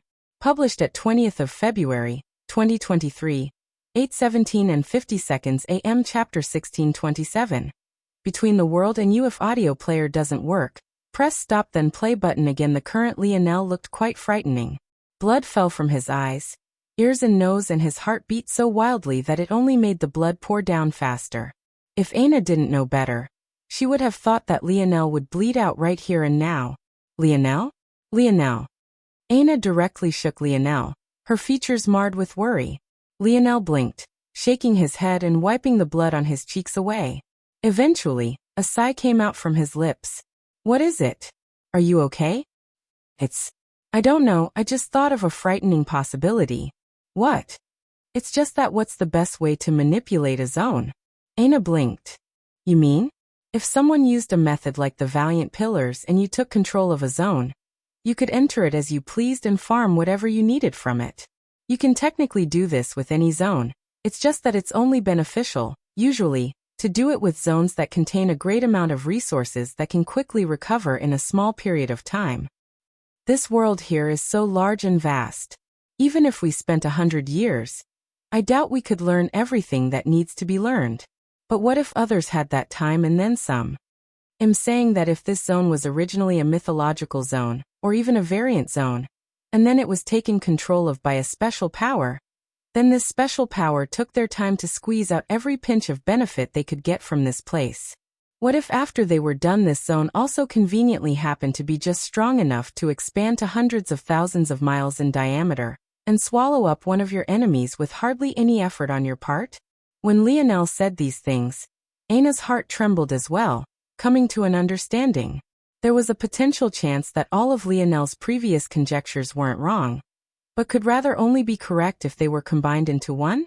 Whether this was a variant or mythological zone didn't matter. They were just minor details. However, if it was only a zone of this caliber that could be used to swallow up the whole of the Void Palace, and one had already gotten everything you needed out of it, the question was, would it be worth it, then? The answer was without a doubt yes. And if yes was truly the answer, then the enemy that the Void Palace faced wasn't just a small measure more fearsome. They were leaps and bounds beyond anything the human domain could hope to fight against. Thela was a decent talent and her potential was high, especially considering her innate node. But she still wasn't considered to be anywhere near the best. Her 3 senior sisters teamed up and all of them together still couldn't be a match for whoever took first place in this Fiend class sector. And then it had to be remembered that this was still just the Fiend class sector. There were still numerous levels of the Chaos class geniuses to contend with after this. If this power could freely enter and exit this zone as they pleased, slowly teasing out its secrets and squeezing it dry of everything it had, before then no longer caring about it enough to the point that it used it in such a fashion. Just what kind of strength did this power have now? Fearsome. Too fearsome. Lionel suddenly hesitated. How would this power react if he managed to reverse the situation and allowed everyone out? According to his calculations, once he succeeded, it wouldn't just be he and Aina who could leave this place. With the collapse of the barrier to this zone, all outsiders would be teleported away all at once, including every one of the Void Palace who had been forcefully taken into this place. But now Lionel wondered if he should still do this. There was no doubt that if he delayed, many more of the Void Palace would die. In fact, many had likely died already. This place was a cruel world, and he had learned of it firsthand. He already knew that once he stepped out of this event, even if Mistress Olidark left him be, the matriarch of the Endless Twilight Pavilion would not. The uncouth words he had spoken about her were one matter, and that could probably still be overlooked depending on a few factors. But Aina had killed 3 of her top disciples, and had even taken the form of a chaos demon. Without Lionel here to block her from view, the elders above have definitely already seen this. If not for the fact they were in the demon world and not in the city any longer, they would have likely already swooped down to execute Aina. When Lionel thought to this point, he had an ugly expression. Was this really the only choice? The smart thing to do would be to sacrifice Aina. For the good of the human race and their survival, Lionel should allow everyone to stay in this world for as long as possible. Many would die, But those that survived would come out with the prowess capable of battling those that had imprisoned them in the first place. Lionel couldn't see another way. If these people realized that those of the Void Palace had returned, and they really had such strength, they would just directly act to wipe out the Void Palace personally. He and Aina couldn't stay here forever. Eventually the event would come to an end, and they would be forcefully teleported out. By then, the two of them would be faced with a sweeping host of powerful 7th-dimensional, and maybe even 8th-dimensional individuals. Even if they gave him a path to survive thanks to his talent, Lionel wasn't naive enough to believe that they'd allow Aina to go freely, and he simply didn't have the strength to protect her. He couldn't even defeat a genius within his dimension. How would he climb above it to face those monsters? Lionel looked toward Aina. She had an intelligent glint in her eyes as she calmly looked back. She understood these things the moment Lionel spoke. Although she couldn't think as fast as Lionel, her intelligence had never been lacking. Aina smiled. "Don't look at me like that. I was ranked ahead of you in Class A, remember? Who asked you to not take your studies seriously?" Lionel was stunned for a moment before he laughed. He reached a hand forward, caressing Aina's cheek and pressing his forehead to hers. "Aina." Aina trembled involuntarily, biting her lip out of habit. No matter how many times Lionel told her not to do that, she never could stop. "Between the world and you, I choose you."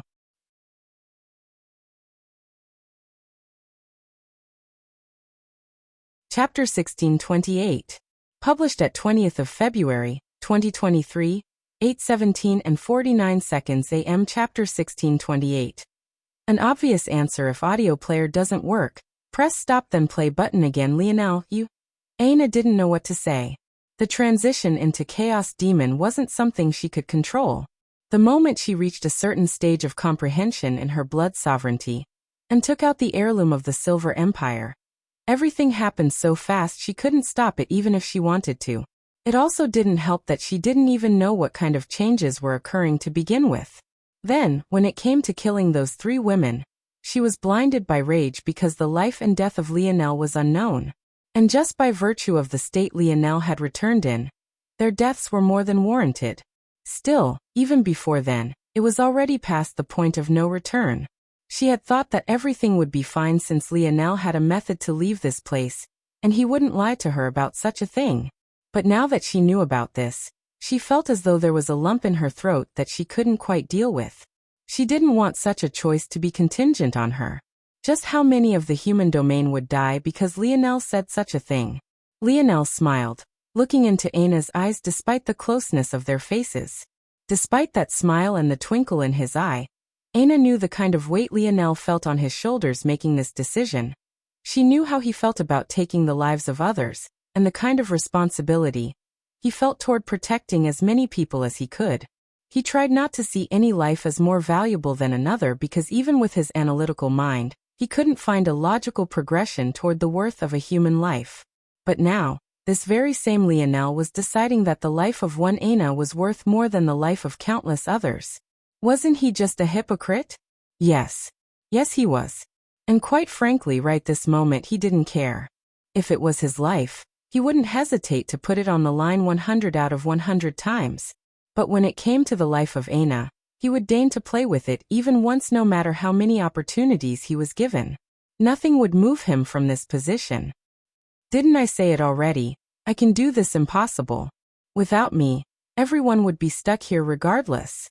Since I'm the only one who can bring everyone out, this can be considered a small price for thanks. There's a limit to my selflessness, and this is it. Lionel pulled his head back, standing to his feet. Right now, he almost felt angry, almost as though a voice in his head was telling him that he was being selfish. It made a fury boil in his heart. He didn't know where these feelings for Aina came from, but he knew that they were here and they weren't going anywhere. Aina would forever be his bottom line, his reverse scale. If it meant protecting her, if he was honest with himself, he didn't give a damn how many people died. You were angry about that? All right then. Find a method to leave this place yourself. An arrogance far colder than usual exuded from Lionel, his irises dancing with a crimson hue. Let's go. Let's leave this place. Well, return to the human domain as soon as I finish this. Lionel exchanged for everything on his list, save a few things for little Tali, before storing them all away. Then he began to bring out the items he had collected through the sectors one by one before pulling out his quasi-life-grade force quill. He planned to finish all of these preparations in one go. Once he stepped out, it would only take a moment to fuse everything together and end it all. Lionel wasn't in the mood to continue shopping. He had everything he needed, and he would make certain that whoever put them in here and made him make such a choice suffered. Although Lionel wasn't absolutely certain who it was, he was over 90% sure that it was the Three-Finger Cult. Only they could have such means. And if it truly was them, then there was definitely someone within the Void Palace that worked together with them to execute such a large-scale plan. Lionel could bring everyone out, and in the future, he would make certain that they ever gave him such a chance. As Lionel worked, his expression only became colder and colder. Even the air became frigid despite the fact he hadn't released any water force. Lionel had thought for a long time about exactly how to exit this zone. In fact, he had spent months on the problem. Ultimately, the answer lay in the full name of a zone. It was a subdimensional, meaning it was a pocket of space separate from reality that, under normal circumstances, couldn't be breached. In the past, subdimensional zone had been described to Lionel as points in history that met the present, almost like time loops that formed small pockets of space that shared a similar history, but also a somewhat separate timeline. This was why when you failed a zone, you would live out your life until you died rather than the zone just directly collapsing. While to you it would seem as though a lifetime had passed upon failure, to those of the outside world, the zone would open up immediately, sending the next group that entered to the beginning of the time loop. This concept became even clearer in Lionel's mind after he learned that the opposite of spatial force was time force. The two were opposite sides of the same coin, both together, and yet very much separate. Then, how exactly could you exit a zone after all having missed the get-off point? Well, the answer was found in the same way such zones were formed in the first place, a point where history met the present. Or in other words, on the other side of the coin, a point where one space met another.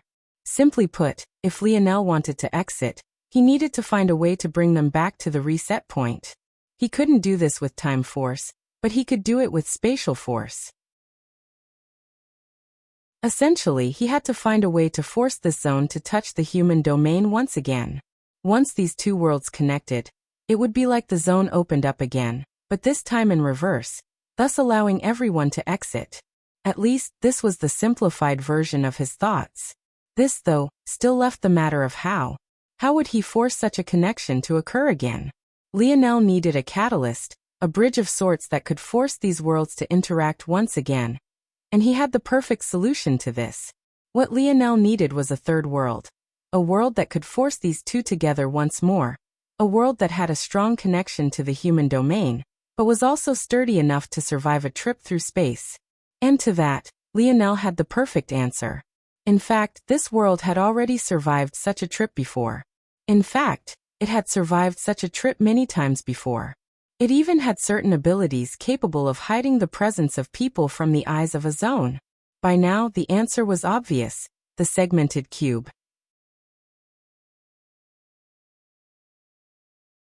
Chapter 1629. Published at 20th of February, 2023, 8:17 and 48 seconds AM. Chapter 1629. Pissed if audio player doesn't work. Press stop then play button again. Aina had never seen Lionel so focused. A dense amount of auspicious air flooded his surroundings. It felt that if she wanted to, she would easily be able to enter an extremely deep state of meditation. One even deeper than the one that had allowed her to form her chaos demon body. Aina couldn't help but wonder why it was that Lionel didn't use it more often. Whether it was his state of focus or his strength, she felt like it was on a completely different level when he entered this state. Was he just not aware? Or was it about his disposition? Could he not enter it freely? She could tell that Lionel seemed to be pissed off about something, but it was odd because he didn't seem to be angry with her. If anything, she felt like they were even closer now, closer than they ever had been. What woman wouldn't swoon when their man said words like Lionel just had? Lionel always seemed to have a way to make her heart flutter, but this just felt especially potent even in comparison to his usual way with words. But his disposition shifted again on a dime. She just felt like the more she understood Lionel, the less she actually understood. From what she did know, though, there were probably only two possibilities. Either Lionel was pissed off that he was too weak and had to make such a decision in the first place, or he was enraged at the thought that people were threatening her life to begin with. Knowing this unreasonable man, it was probably a combination of both. Only someone with his level of arrogance would be truly pissed off about such things. The first was a culmination of frustration. Lionel was usually lazy, that much was true. He didn't put in as much effort as he should, and he was easily bored by things. But at the same time, he was also someone who could easily pour in a ton of time so long as there was a goal ahead. If he had just been lazy recently, and that was the root of his weakness, fine, he would be able to accept it. But the reality was that before being forced into this situation, he had spent every waking moment of the previous year honing his strength. He hadn't taken a single step out of that training room. And the moment he did take a step out, the Void Palace was suddenly thrust into an existential crisis. He, despite his usual disposition, had put in 10 months of effort. He had put in so much effort that he even fell asleep for an additional 2 months. And yet, even that still wasn't enough to match up to the geniuses of this zone. First he found himself captured by the Audiobook family. Then he was surrounded by enemies in this event city. And when he finally found a soothing happiness again with Aina by his side, he was nearly crushed in a battle with Thela before he was, quite literally, eaten alive by a demon. Now he faced the cherry on top, and he could already see the coming struggle ahead. Even if he completed this perfectly in time for them to be teleported out, they'd likely face stiff problems as he completed the final step. Just thinking about it pissed him off. He was probably more than strong enough to shatter the barrier his father left behind in the segmented cube, but he still felt like he somehow hadn't improved at all. It was frustrating. It felt as though he was running in place while the peak ahead only got further away and taller. Maybe only Lionel would be truly frustrated by such a thing. A year? What was a year of effort compared to the amount of time these geniuses had put into their crafts? What about compared to the old monsters that were waiting to target his life? What good was a year in the face of dozens? What about hundreds? But then again, did Lionel even have such an option? How long ago had the metamorphosis of Earth descended? He hadn't grown up in this world. He was just thrust into it without aim or purpose. Although he felt like he had his own purpose now, he couldn't seem to ever focus on it like he wanted to. It was almost like his mind wasn't fully in his own control. Lionel's wrist flicked and the final force art was completed. He took off the finger guard that had been with him all this time and slotted it into the center of it all. This guard was none other than the home of the segmented cube. Very soon, it would be complete again. Lionel looked up, the intent in his eyes blazing. The world wasn't fair, it wasn't designed to be. No one would care how long he had been in the dimensional verse for. No one would care that he had spent most of his childhood recovering for a grievous injury, or that he hadn't gotten the chance to grow step by step with his greatest talent, his innate node, and had to instead watch as it became a ticking time bomb in his body. Since no one would care, he wouldn't care either. Lionel swept his completed craft into his spatial ring, and stood to wrap an arm around Aina's waist. He didn't look toward her. Instead, his gaze practically bore a hole into the Emperor's might tablet. He felt a formless pressure boring down on him, pressing down against his soul. What Lionel had learned when his body separated from his soul was that while the root of most of his lineage factors were in his body, his King's Might lineage factor actually called his soul home. In addition, when his body separated from his soul, the influence his innate node had on his King's Might lineage factor was also stripped away, allowing it to regain its former clarity. Staring at it, Lionel felt a sudden compulsion. "Come here." His voice was cold, cold to the point that Aina felt a tingle up her spine, her cheeks flushing red. An oppressive King's Might surged into the surroundings, suffocating the surroundings in a dense purple fog that permeated even the protective formations. Lionel stretched out a hand and the bindings around the golden tablet shattered, and it surged into his palm. Boom, boom, boom, boom. The world and the surroundings suddenly began to collapse. The other tablets vanished even as the Emperor's Might tablet became illusory and shot into Lionel's body. Lionel's vision swam, and when he appeared once more, he was already standing outside of the city gates. At that moment, the skies above collapsed, a large surge of powerful elders of the seventh dimension rushing downward. Lionel didn't even look upward. His hand waved and a thick platform descended. Boom! The earth quaked and a strong surge of spatial force surged through the air. Many of the youths near Lionel and Aina were forced into a quick retreat. The platform embedded and hooked itself into the earth, becoming so solid that even Lionel, its creator, wouldn't be able to move it even if he wanted to.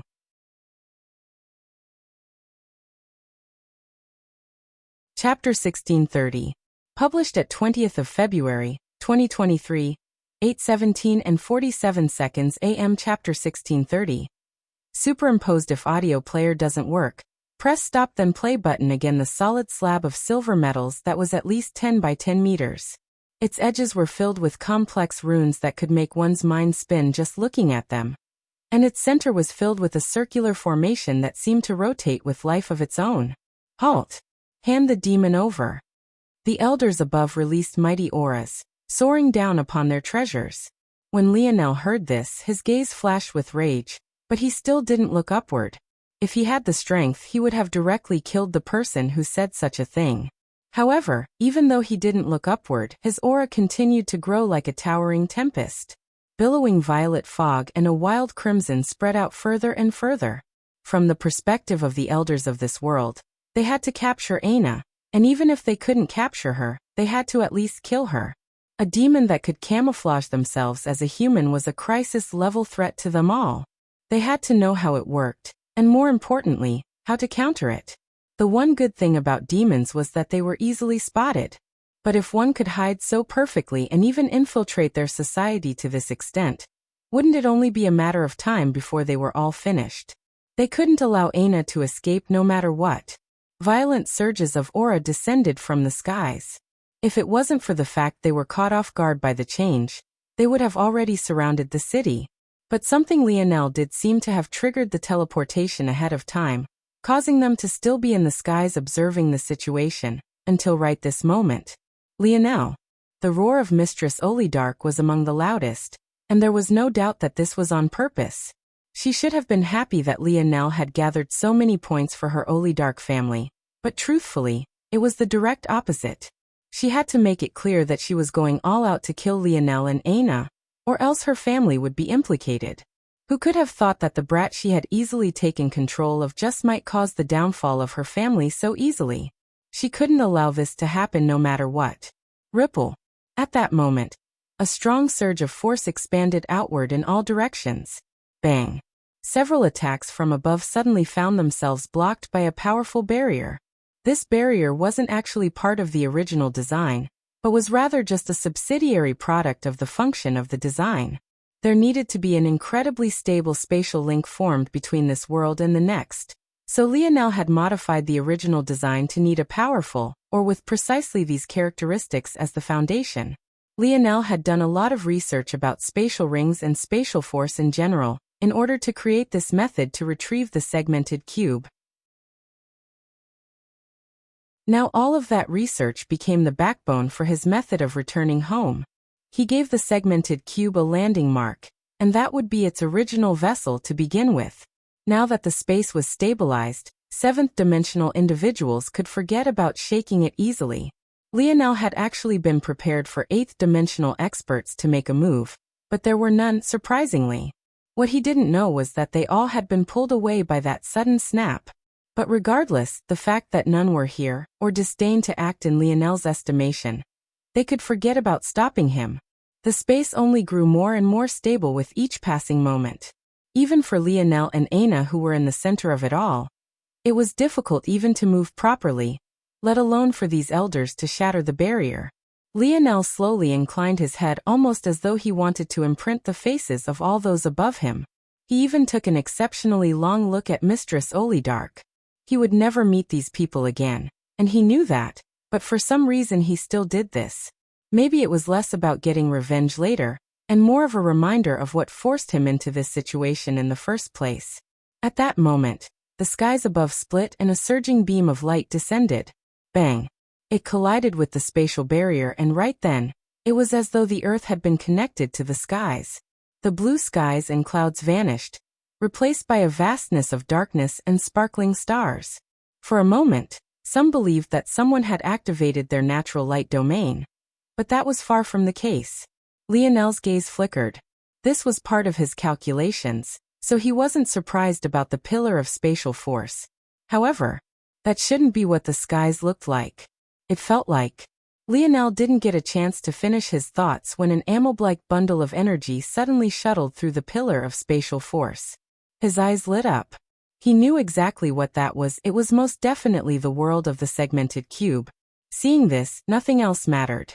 He knew that it had worked. Bang! The bundle of energy collided with the finger guard, and Lionel immediately stretched out a hand, causing it to shoot back toward him. The platform rumbled, a residual bit of energy that had coated the segmented cube's world fusing with it.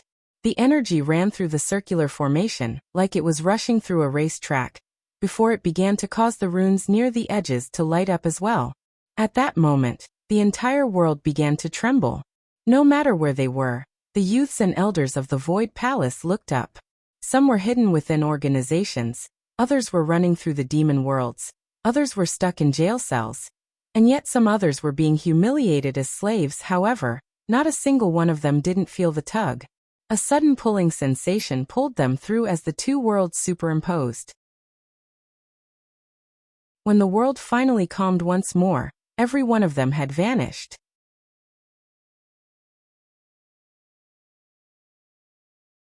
Chapter 1631. Published at 20th of February, 2023, 8:17 and 46 seconds AM. Chapter 1631. Shitty old man, if audio player doesn't work, press stop then play button again. Lionel snapped awake to the sound of whistling wind, and not long after, to the feeling of his lips trying to touch his forehead. His eyes opened wide. Damn! Were his calculations off? He had definitely set it so that he would land on his feet. So how had things happened like this? Why was he falling through the skies? Wasn't this a bit too cliché? Lionel's brows furrowed. There were too many things that were odd about this, but Lionel didn't have the luxury of thinking about it. He looked to his side to find that Aina had awoken as well. At the very least, they had managed to stay side by side, likely due to the fact he had been holding on to her. Lionel took hold of Aina, ready to do something to catch her. But at that moment, the feeling of strong armor in his palm suddenly became delicate and soft skin. His expression changed a bit, but he looked to the side to find that Aina had already entered her chaos demon form.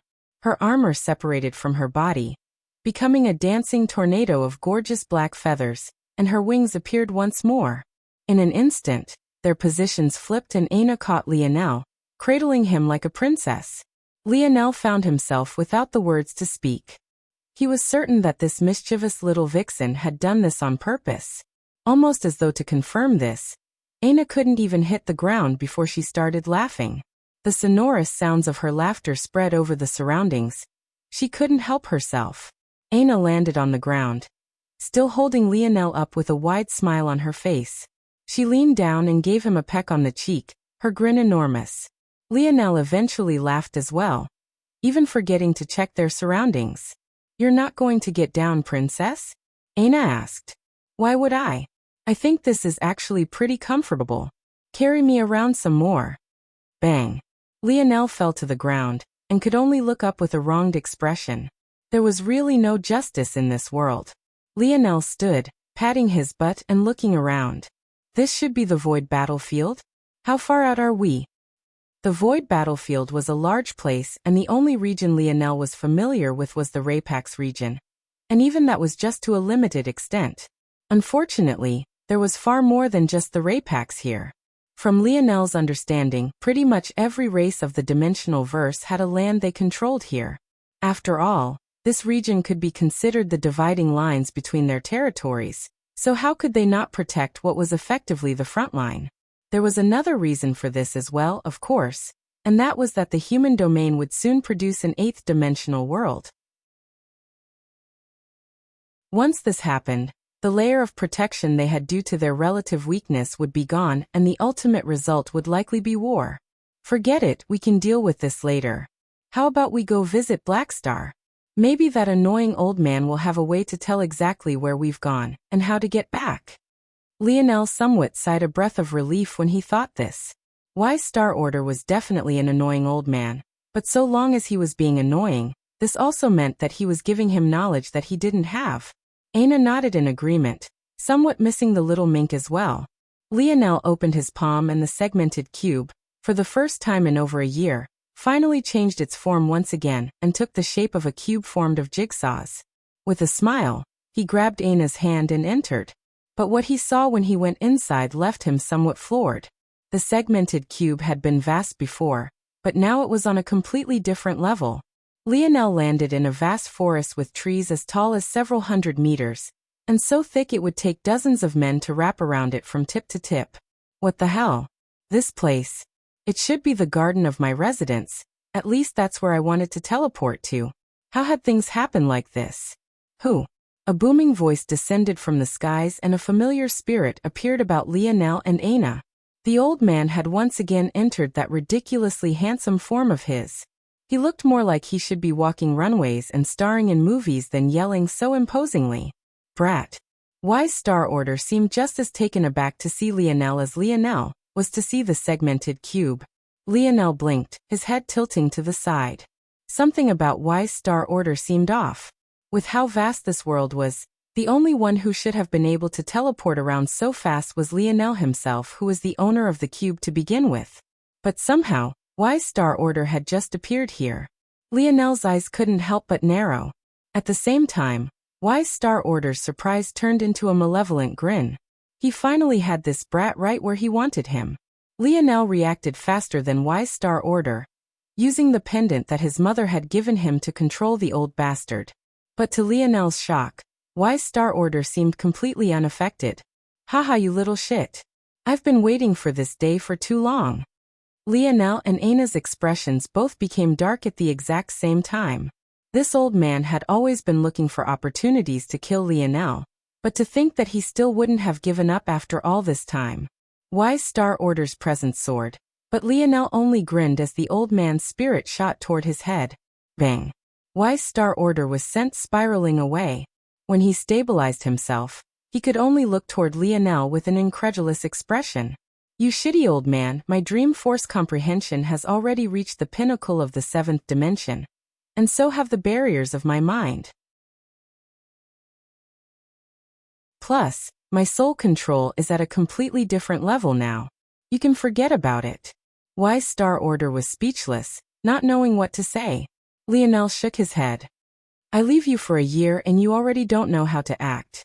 Have some propriety as an elder. Wise Star Order's expression furrowed. A year? It's been decades.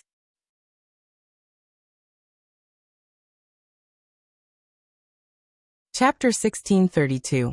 Published at 20th of February, 2023, 8:17 and 45 seconds AM. Chapter 1632.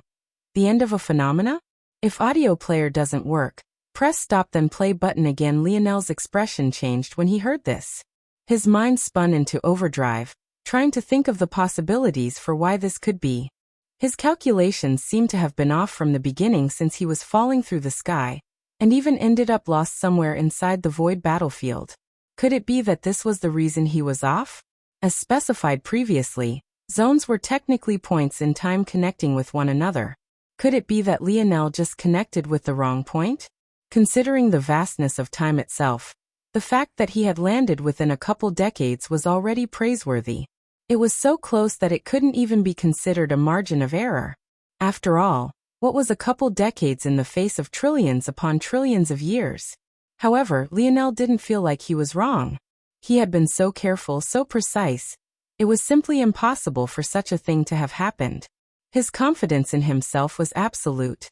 But everything seemed to point to the fact that he had, indeed, made a mistake somewhere. Lionel's brows furrowed further. By now one might wonder why it is that Lionel didn't consider time dilation. After all, it was only a minority of zones that were one-to-one with real time and zone time. The vast majority had some sort of time dilation built in, even capable of halting the aging of the individuals who entered. But while Lionel had heard of many zones that sped up time in comparison to the outside world, he had never heard of any that did the reverse. In fact, they didn't exist. This was something that Lionel could say confidently now that he had read all of the basic knowledge in the Void Library. Time dilation in the reverse was impossible, so the only explanation was that Lionel's calculations had been off. I made a mistake? Lionel's frown deepened to the point even his skin tone seemed to darken. Old man, have you ever heard of a zone time dilated in the reverse? Wise Star Order blinked but eventually shook his head. Such a thing didn't exist. Lionel shook his head as well.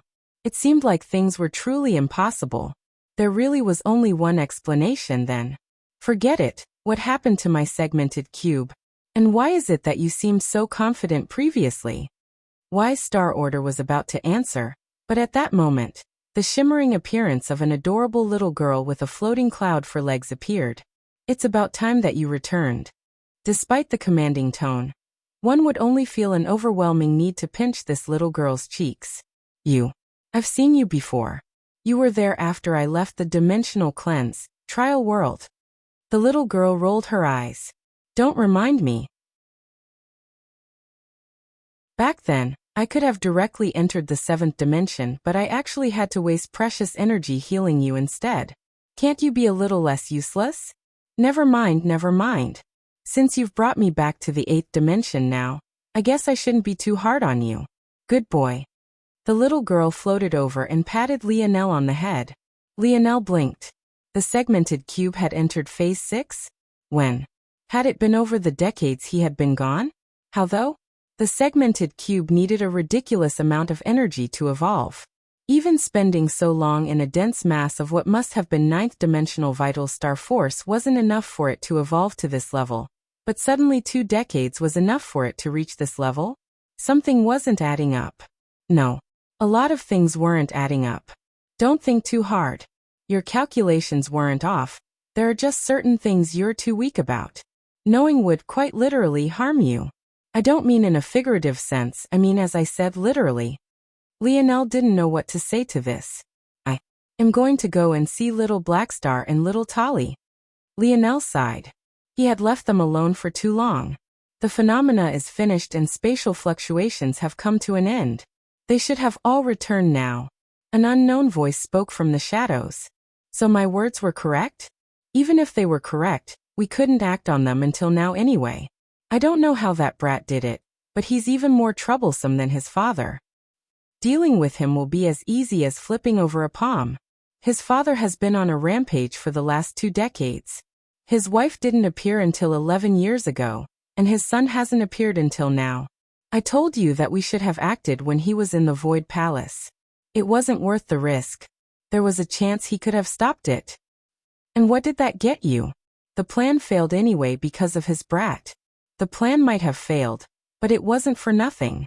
It's given us extra years to prepare. Now we're already close. How do you want to deal with this matter, then? Using the Void Palace is too easy. We have too many methods. Just randomly choose one to get him kicked out of the Void Palace. By then, we can send any random agent and kill him off directly. Are we really ready to antagonize that man directly? We killed his father already, and what did he do? Pout a bit. He thought we killed his wife and son, and what did he do? Just pout some more? So what if we actually kill them this time?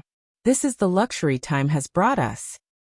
Although it's not advisable to fight him directly for now, we also have no need to fear him in the slightest.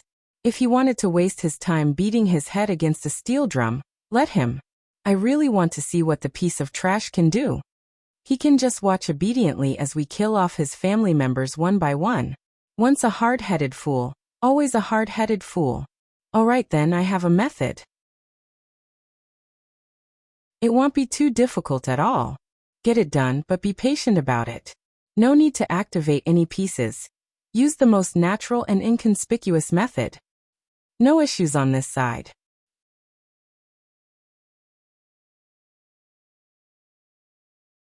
Chapter 1633. Published at 20th of February, 2023, 8:17 and 44 seconds AM. Chapter 1633. Yip. If audio player doesn't work, press stop then play button again. Yip. Yip. Lionel felt as though a boulder had slammed into his chest. He had barely stepped into the region when a familiar blur of black assaulted him. He fell to the ground, his face suffered an attack from a wet mass of pink. However, what should have been a soft tongue made Lionel feel as though layers of his face were coming off piece by piece. Lionel laughed. Little Black Star had never licked him like this before. It seemed he had left the little guy alone for too long, only to come back and find that the little mink had become a dog instead. Lionel peeled Black Star away from himself, holding the little mink up. He couldn't help but be surprised by what he saw. Little Black Star had moved so fast previously that he hadn't gotten a good look, but the little mink had gone from fun size to massive. The Black Star Lionel knew was barely over a foot long, but this Black Star was easily 3 feet long and 3 times as thick as well. Though the not as little guy could still easily rest on his shoulders as usual, he was much larger than before. Lionel could even see a hint of maturity behind the little one's eyes, something that made him sigh. Little Black Star was just a baby when Lionel met him, but now he was grown. Actually, if Lionel thought about it, Little Black Star was only about as old now as he himself was. Of course, it didn't make much sense to look at things like that. After all, the lifespan of third-dimensional minks versus third-dimensional humans was easily a 10 times difference. But luckily, Little Black Star was now well into the 6th dimension. In fact, it probably wouldn't be all that long before the little one entered the 7th. Lifespan at this level wasn't really much of a worry. In fact, for beasts, they tended to outlive humans because their bodies carried much more strength and vitality. Lionel grinned. He was honestly a bit worried. After 20 years, who knew what could have happened? Luckily, Black Star still treated him just the same. Suddenly, Little Black Star vanished from Lionel's hands. Before Lionel could be confused, he heard some laughter coming from his back and realized that Black Star had actually abandoned him in search of brighter, greener, and definitely much softer pastures. Lionel rose to his feet with a smile to see Black Star snuggling with Aina. In truth, the relationship between the two had been quite estranged. During the matters of a year ago, Black Star had obviously stayed with Lionel. It seemed, though, that the senses of his partner were quite sharp since he flipped a switch so easily. You didn't bully Black Star, did you? Lionel looked toward Wise Star Order. Currently, the group was still within the large forest. It was so vast that Lionel still couldn't quite wrap his head around what he was seeing.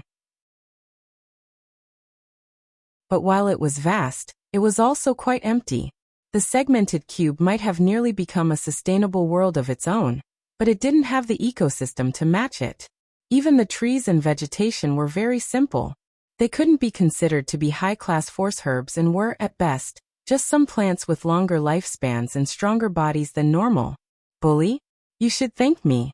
Whether it's the little mink or those other 2 kiddos, I definitely treated them well.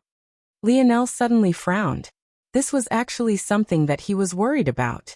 Wise Star Order couldn't harm him now, but that didn't mean Candle and Vice couldn't. Those 2 savants have been given 2 decades to grow. Just how powerful had they grown? Seeing Lionel's expression, Wise Star Order sneered as though he couldn't wait for something. But the little girl, or rather Anastasia, as she wanted Lionel to remember, didn't let him have his fun for long. Don't worry about this one. He's just blowing his own trumpet. He only helped because there was nothing better to do in this place. For someone who's lived so long, he completely lacks patience. All he's good at are little tricks, but he's too stupid to make them any good. Lionel rolled his lips over themselves when he heard this. It took everything he had not to burst out in laughter, but the amusement in his eyes was all too clear to Wise Star Order. To think that the mighty Wise Star Order would have such a day too. Wise Star Order glared at Lionel. Just because she looks like a little girl doesn't mean she is one. She's an old mon. Wise Star Order quickly cleared his throat, feeling a glare that could ruin him. The truth was that during the event that caused the segmented cube to dislodge from its original coordinates and separate from its vessel, Wise Star Order had almost died. As for the reasons why, they had little to do with the segmented cube itself, and everything to do with that event. His life was going to be snuffed out, but Anastasia felt that he was more useful alive, and actually tethered his existence to the segmented cube. That action actually led to the pendant that Lionel had becoming useless, and that was the reason why Lionel couldn't make any use of it. Unfortunately, this also meant that Anastasia had absolute control over him, and his life and death was at the whims of this little girl. Knowing this, it was no wonder he was so obedient. But his hatred of Lionel had increased manifold. It was just too bad that he couldn't do anything about it. For some reason though, neither Anastasia nor Wise Star Order seemed to have any intention of telling Lionel about these matters. So when asked, what exactly happened that caused the segmented cube to separate from its vessel? I only woke up from a coma one day, and you were all gone. Don't ask for the answers to questions you can't know the answers to. The harsh reality is that telling Lionel the truth wouldn't be too much of an issue if he was a normal person. However, Lionel was simply too intelligent. Even the most benign of clues might lead to a disaster. Anastasia wouldn't allow this to happen.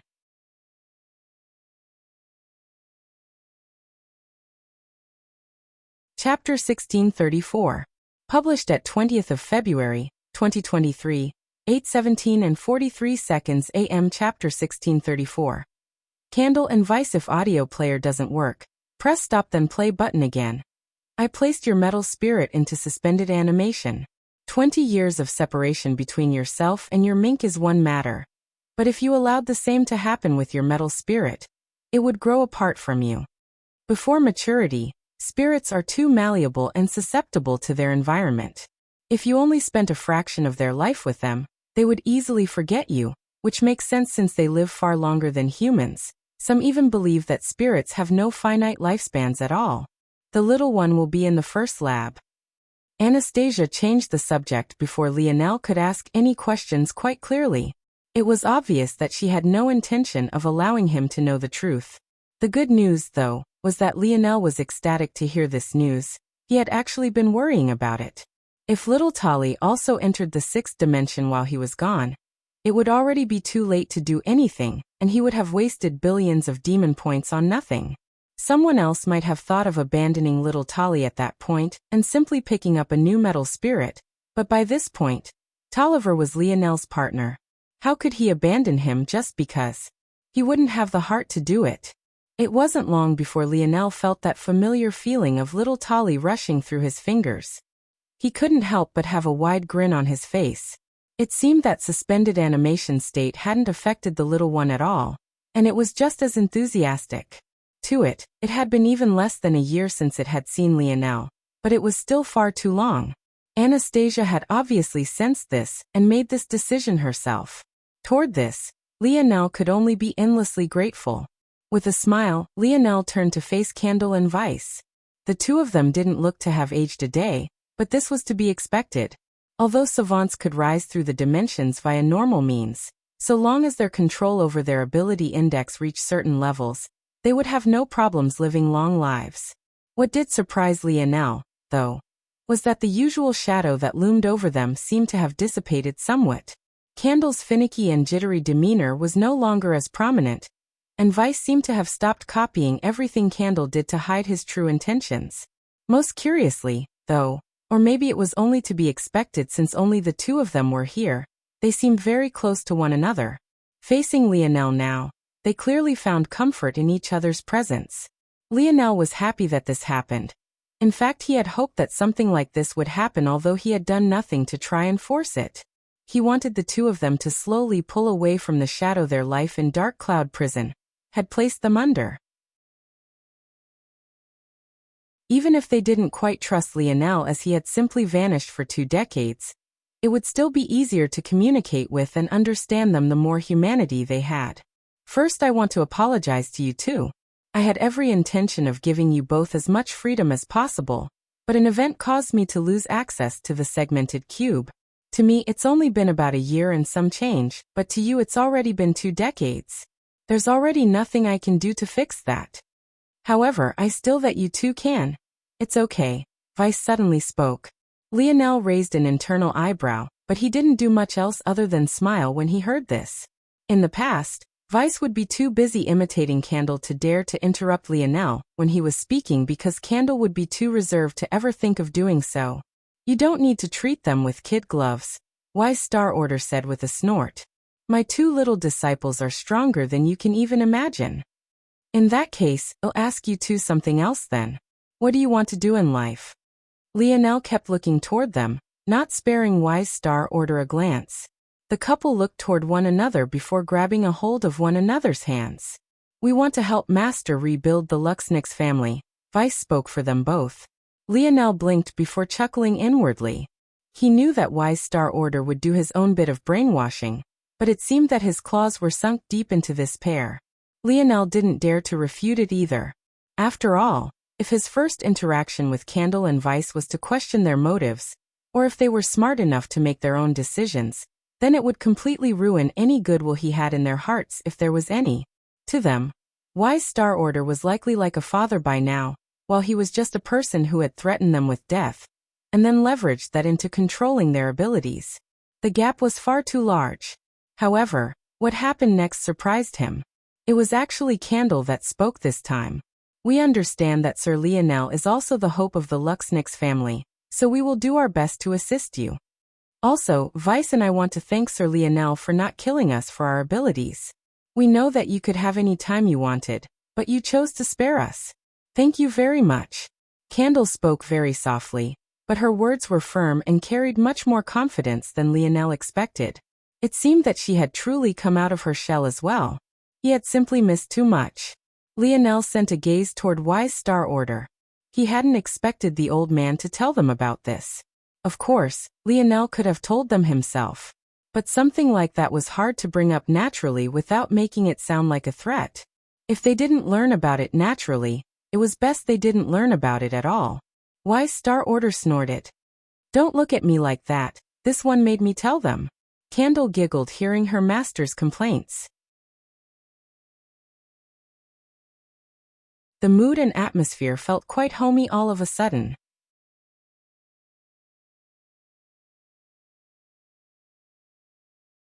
Chapter 1635.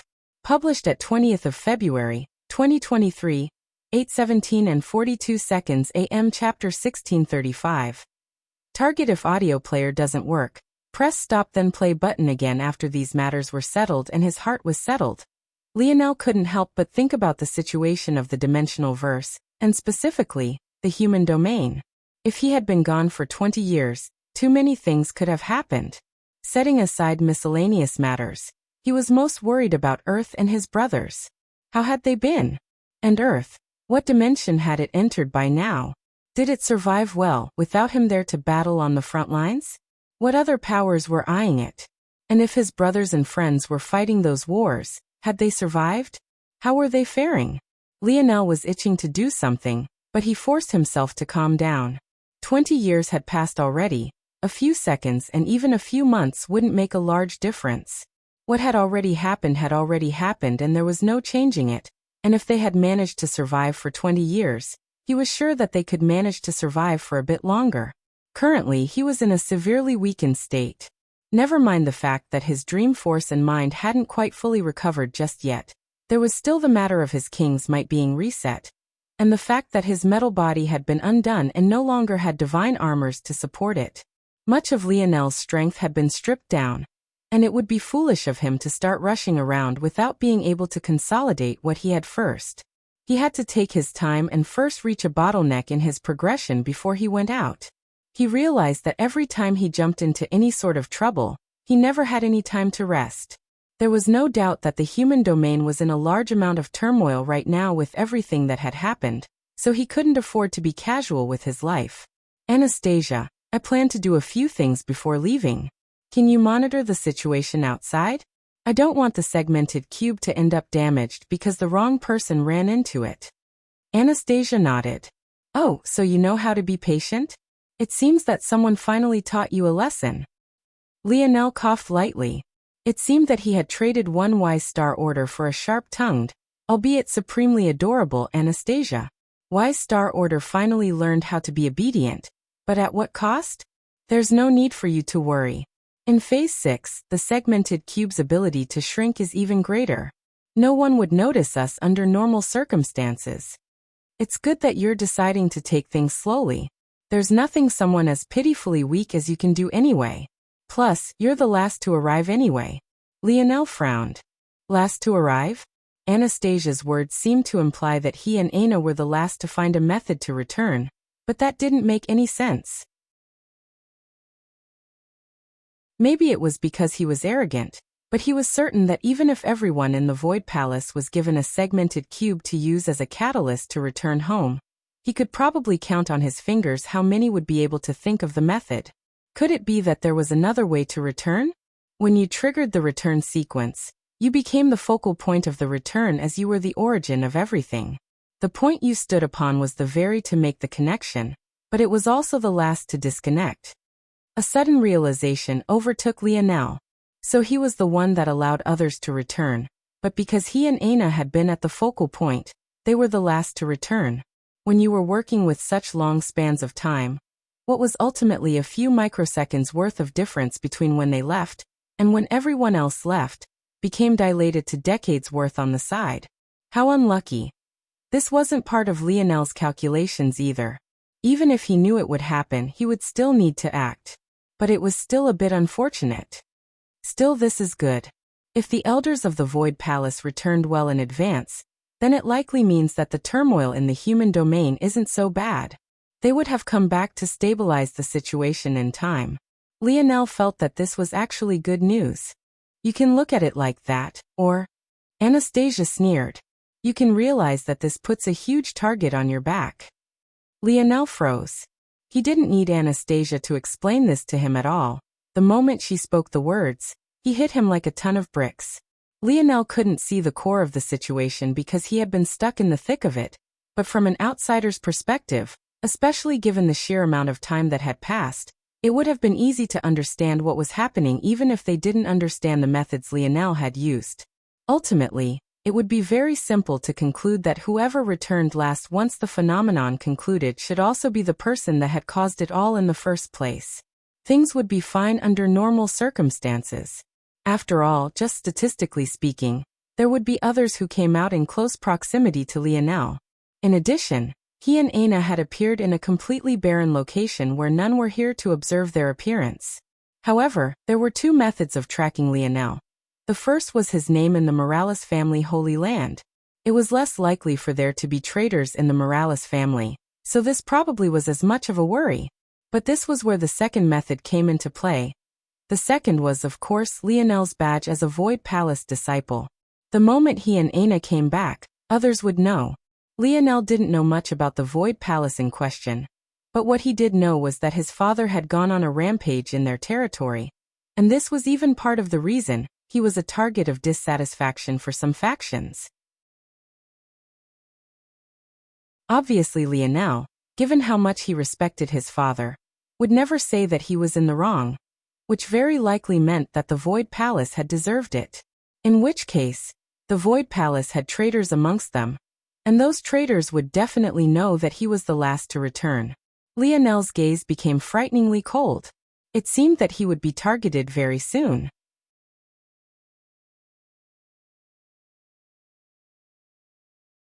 Chapter 1636. Published at 20th of February, 2023, 8:17 and 41 seconds AM. Chapter 1636. Cleanse 1. If audio player doesn't work, press stop then play button again. Lionel was already determined to prepare himself a bit first before he left, but now this was just affirmed all the more. It would be borderline idiotic for him to return now. He had to take advantage of the time where no one knew where exactly he was. While most would know that he had returned, this didn't mean that they could pinpoint his location. For now, he would just have to stay here until he was ready. He'll be busy for a while, maybe a few months, potentially less, Lionel spoke, turning to Aina. Currently, Aina held the big little black star in her arms. She didn't seem too surprised by Lionel's words.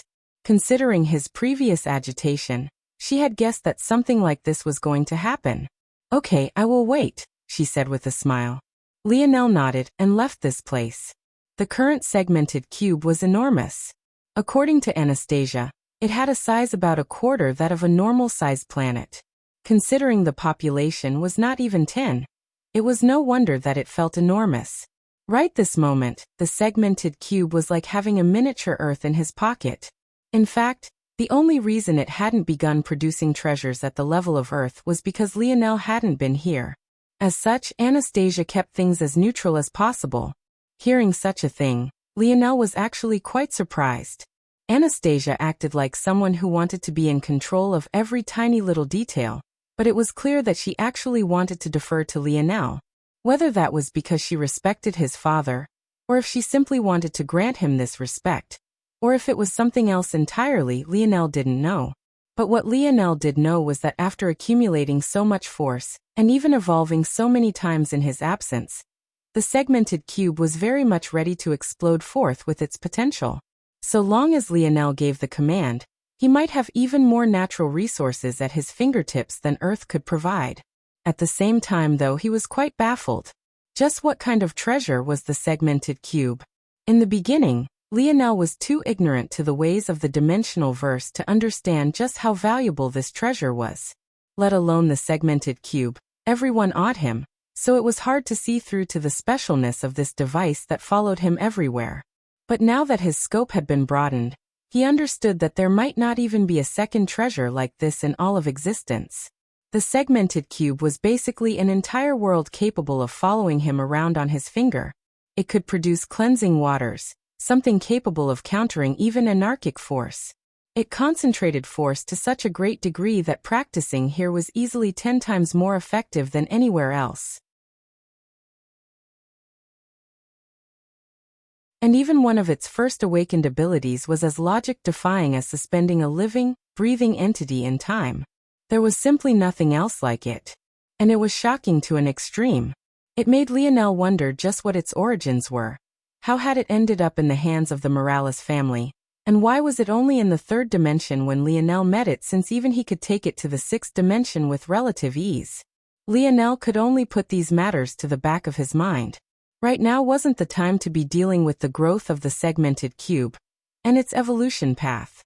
Rather, he had to be in tune with himself and how he would take steps forward to succeed. The first thing Lionel did was sink into a river of cleansing waters. He didn't even want to think about where this river led to and just how much cleansing waters there were in this place. It just felt ridiculous. He couldn't understand how such a valuable item could be created in such large numbers. Still, whatever thought he had vanished the moment the water touched his skin. Despite the fact it was just gently washing over him, he felt the need to release a moan, his body feeling far more comfortable than it ever had before. His pores opened up, streams of a warm energy entering his body and gently caressing him. To Lionel's shock, he felt his lineage factors react, radiating a pure aura that only seemed to become more and more perfect.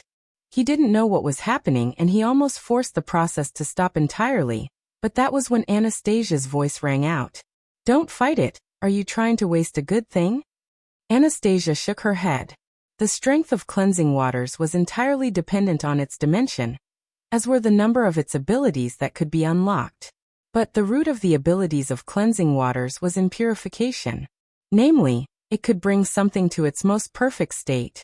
This ability wasn't exactly healing. Rather, it was entirely related to balancing energies. If one was poisoned, it could recognize that and expel the foreign material. If one formed force crystals of a certain caliber, cleansing waters could turn them into pure force crystals. And so long as the cleansing waters were at a higher or similar level in comparison to your lineage factors, it could even cleanse them and allow them to reach their own optimal states of perfection. This final ability was something that only appeared once cleansing waters entered the 8th dimension, and it was something that Lionel was experiencing right this moment. After consuming so many force pills, Lionel's foundation had become incredibly sturdy, and there was even more potential within himself now in comparison to the past. He had initially entered the cleansing waters because, as Aina had said, these pills had impurities that needed to be dealt with. What he didn't expect was that he wouldn't find these impurities, but would rather find something far beyond them and used to him.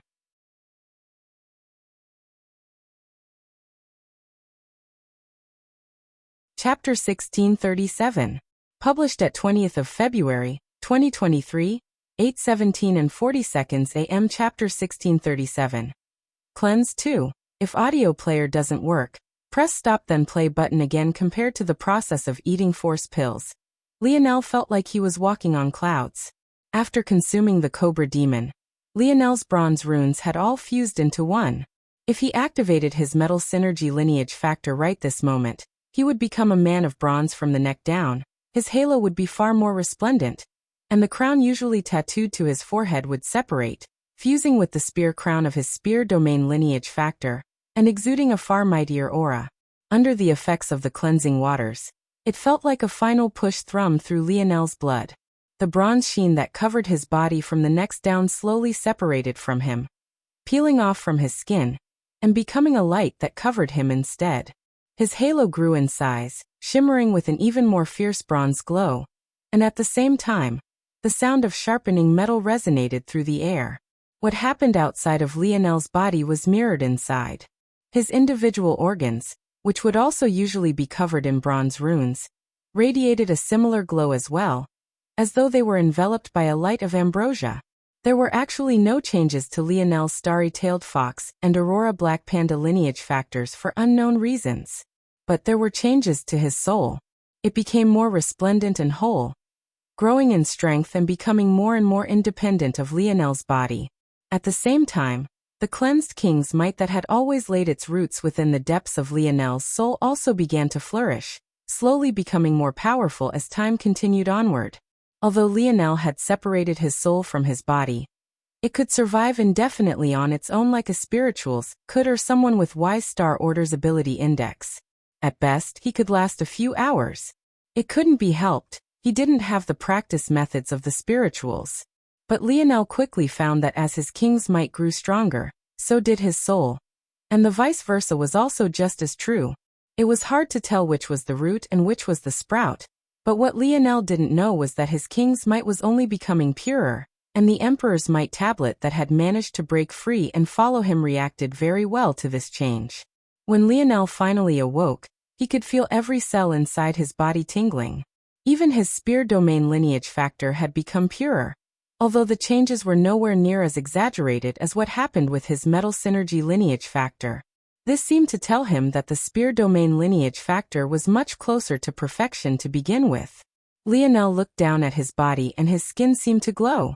His muscles were much softer and far less chiseled in comparison to the past, but this only made sense since he had completely reset his metal body. Even with this being the case, though Lionel still felt that this basic, untrained metal body was more than 100 times more powerful than it had been back when he was in the 6th dimension. The gap was simply enormous, and it would only stack further as he recultivated it back to its peak. Lionel exhaled a breath and stepped out of the river. The feeling of grass beneath his feet made him smile. He had never known that having his own personal forest could feel so good. When he returned to the Void Palace, he and Aina wouldn't have to bother with finding a place to live again. What place could possibly be better than this? Lionel smiled to himself and flipped over a palm to reveal Thila's emulation spatial force innate node. It was fairly large, at least compared to Lionel's innate node back when he snatched it back from Miguel, but it was still only about 2 thumb tips large. Lionel pulled out the innate node fusion method he had gotten from the exchange first, and prepared to read it. He felt that this innate node would be a perfect candidate to replace the node in his brain stem with, so he had to be very careful and thoroughly understand the technique first. An innate node? Anastasia appeared over Lionel's shoulder, seemingly not caring that he was naked in the slightest. In fact, she had been watching the whole time. She didn't pay much attention to it in the first place. Humans, whether clothed or not, were all the same to her. "Are you sure you want to absorb that? It will cause more problems than not," Anastasia said. "I received a method of fusion from the zone we just exited," Lionel explained. "I think it was a mythological zone. It had all sorts of methods that I've never even heard of before, including a method to fuse with innate nodes that aren't your own." Anastasia's gaze flickered. "Oh, is that so? In that case, put it in the river." "Ha! Put it in the river. Innate nodes can be cleansed too?" "Innate nodes are the purest state a force can reach, more than comparable to pure force crystals, but there are different calibers among them as well. Emulation spatial force is definitely a top 5 spatial force, So it's powerful and has ninth-dimensional potential, but this innate node has a problem. It even feels as though it's been moved around a lot and never got the chance to properly grow, so it's missing a lot of the strength it should have for a sixth-dimensional innate node of its caliber. While Anastasia didn't know about the method of innate node fusion that Lionel mentioned, when it came to forces, her comprehension of them, and how they functioned, practically no one was he equal. And this was to be expected. After all things considered, wasn't she essentially the world spirit of the segmented cube? Who could understand more of the nature of things if not her? Lionel's gaze flashed. That was right. Thela had the ability index that granted one the ability to move their nodes and nodal pathways instantly within their bodies. This allowed such a person to cast techniques instantly without circulating their innate nodes first. To think that this ability would actually have a crippling effect on an individual with an innate node. But compared to this, it was shockingly impressive that Anastasia could see through this flaw in just a single glance. After all, she had never met Thela before. Okay, I will do as you say then. Lionel allowed the innate node to drop into the river. He wasn't scared about losing it at all.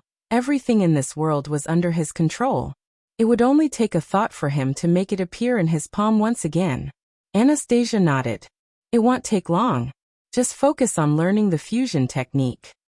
Lionel assented.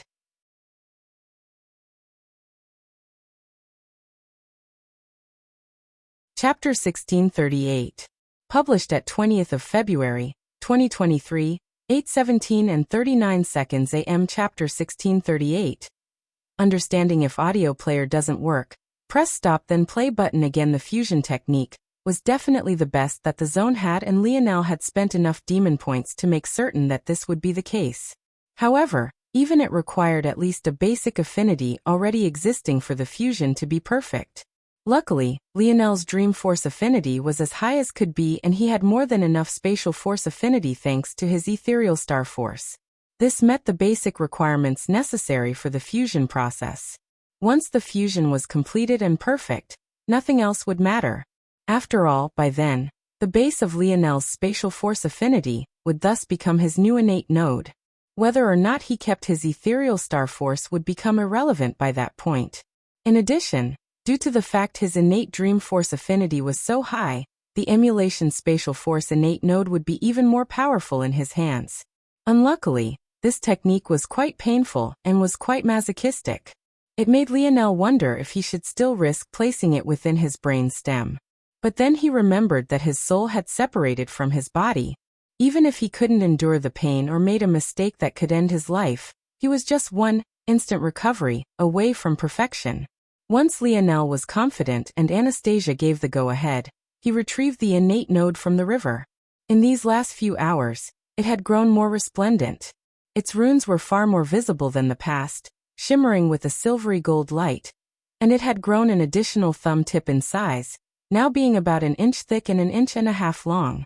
Right now, it looked far more like a gem than it ever had before, and it gave off a feeling of absolute majesty. It even felt more weighty in his palm. Lionel brought out a stainless steel bowl from the lab and plopped the innate node inside.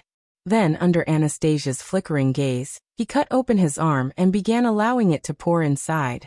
Lionel actually failed to cut his arm open the first time, having used too little effort.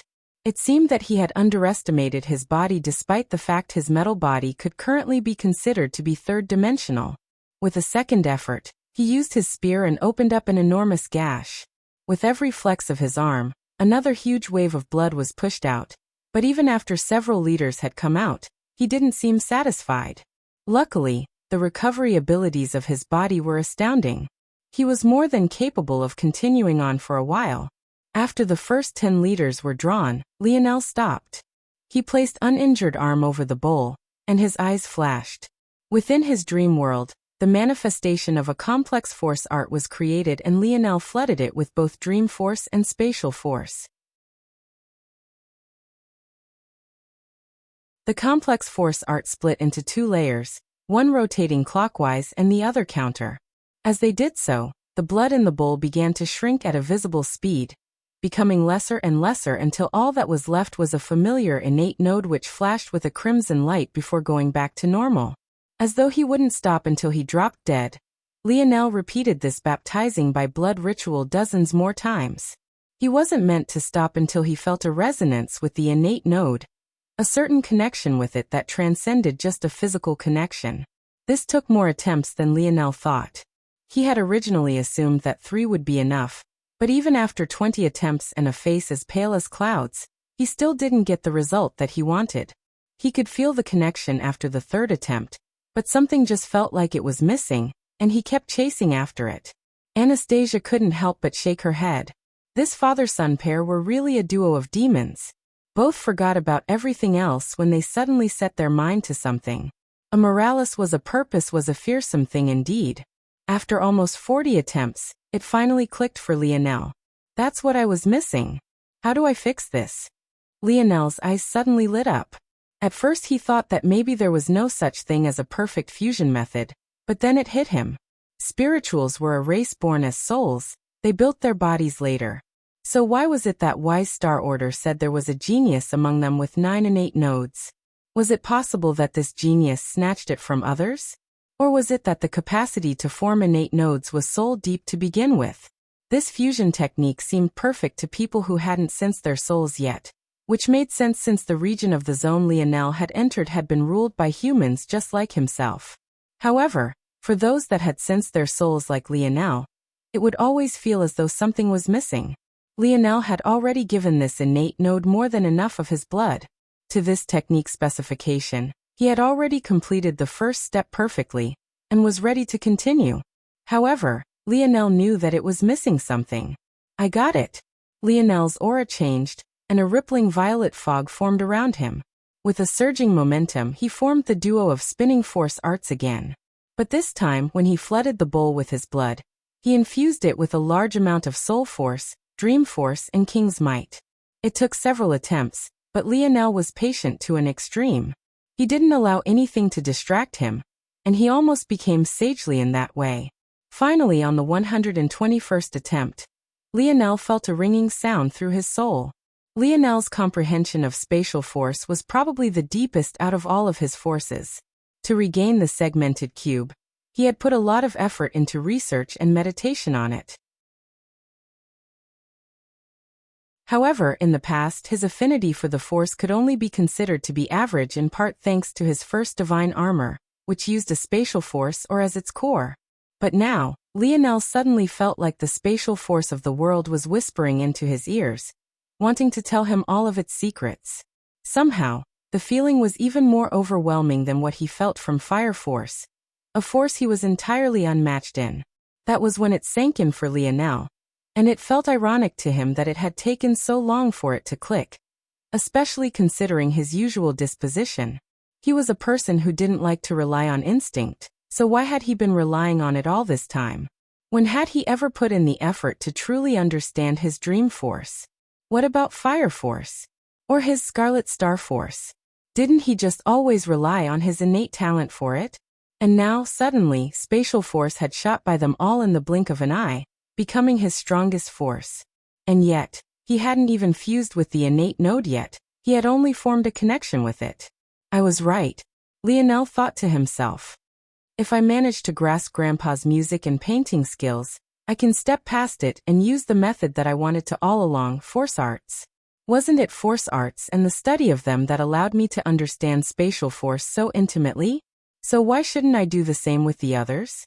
This will be my path to grasping the pinnacle of force manipulation. Lionel's eyes glowed, and then he did something that nearly made Anastasia scream out. Commanding little Tali to turn into a thin and sharp thread, he took control of his metal spirit to pierce it into the back of his skull. There wasn't even a drop of blood that leaked out, but Anastasia was caught between wanting to roar out in horror and curse Lionel into an early grave.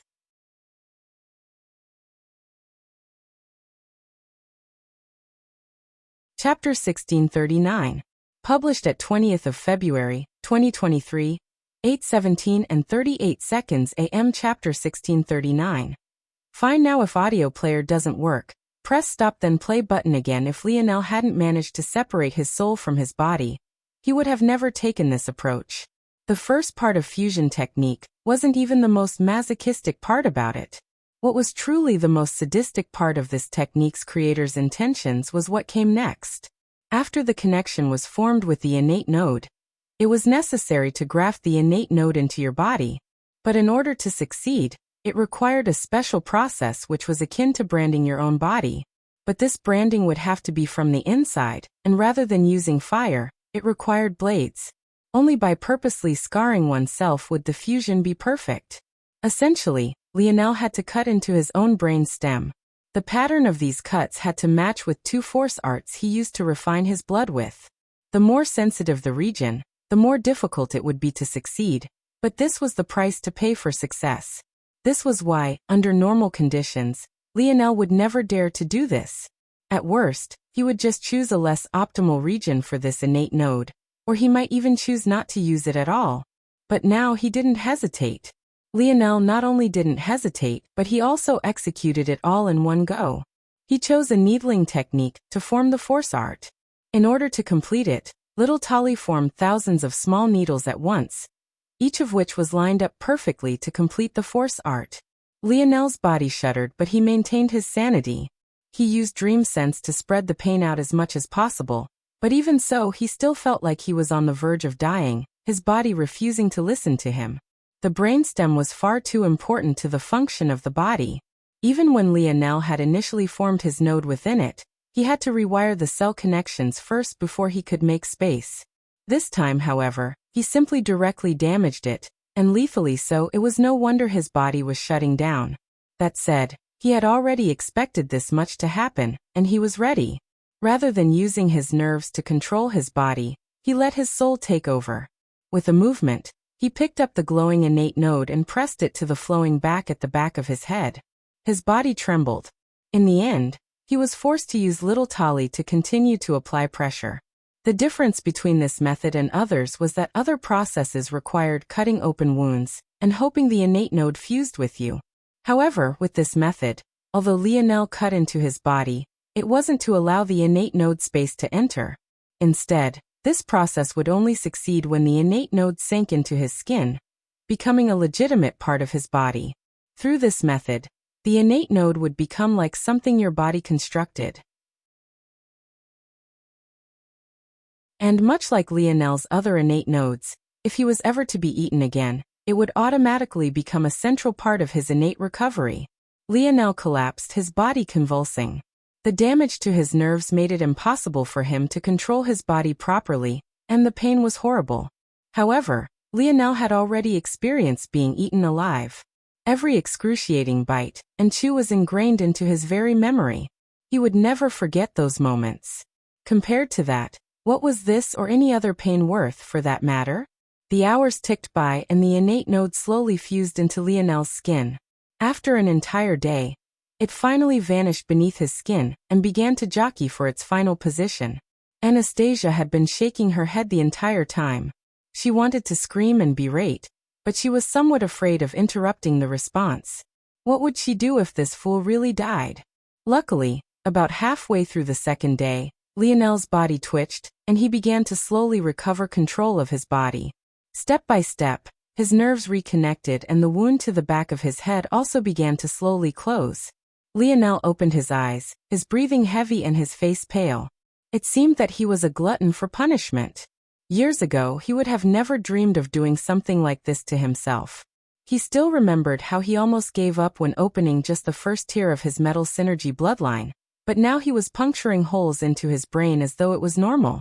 He shook his head, laughing to himself. Well, I'm glad that you can laugh, but that was not funny at all. Are you incapable of giving a warning? You and your father are just the same, refusing to explain everything, always doing crazy things, never putting anyone in your eyes. Did you know that if this goddess were to reveal her true strength to the outside world, that tycoons of even the 9th dimension would fight tooth and nail for me? But you can't even bother to give a word of explanation. If I had my way, I'd. Anastasia released the rant that she had been holding in for hours already. The moment she noticed that Lionel would probably be just fine, she was very clearly much infuriated. She would have directly beat Lionel up if she could. Lionel laughed. It's fine now, isn't it? I had to do things like this. If I thought about it too much, I might have chickened out. Don't interrupt me, boy. I'm not finished with you yet. And what were you even thinking of forming your first node in your brainstem to begin with? Did you have a death wish back then too? I don't think I've even ever met anyone outside of you and your father that would do such a thing. Foolish, foolish, foolish. Each one is more annoying than the last, simply ridiculous. Lionel smiled but allowed Anastasia to continue throwing her temper tantrum. As for himself, he had already focused on these changes.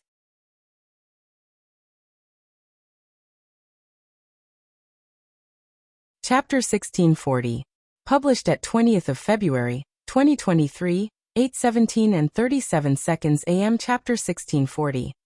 Theoretically, if audio player doesn't work, press stop then play button again. Lionel turned his internal sight into his body, observing the changes to his brain. This was the first time he had felt the ability to project dream force out of his body. Even though his starry spirit domain existed, it was ultimately still using something internal as a medium, and it wasn't quite the same. Lionel reached out a hand and tried to use it, and it almost felt magical. He formed a clone of himself almost immediately, and it really felt like he was looking right into a mirror. If Thela had still been alive to see such a thing, she would have likely been shocked into silence. She had already lost count of how much effort it took her to make a realistic clone of herself. But it seemed to be all too easy for Lionel.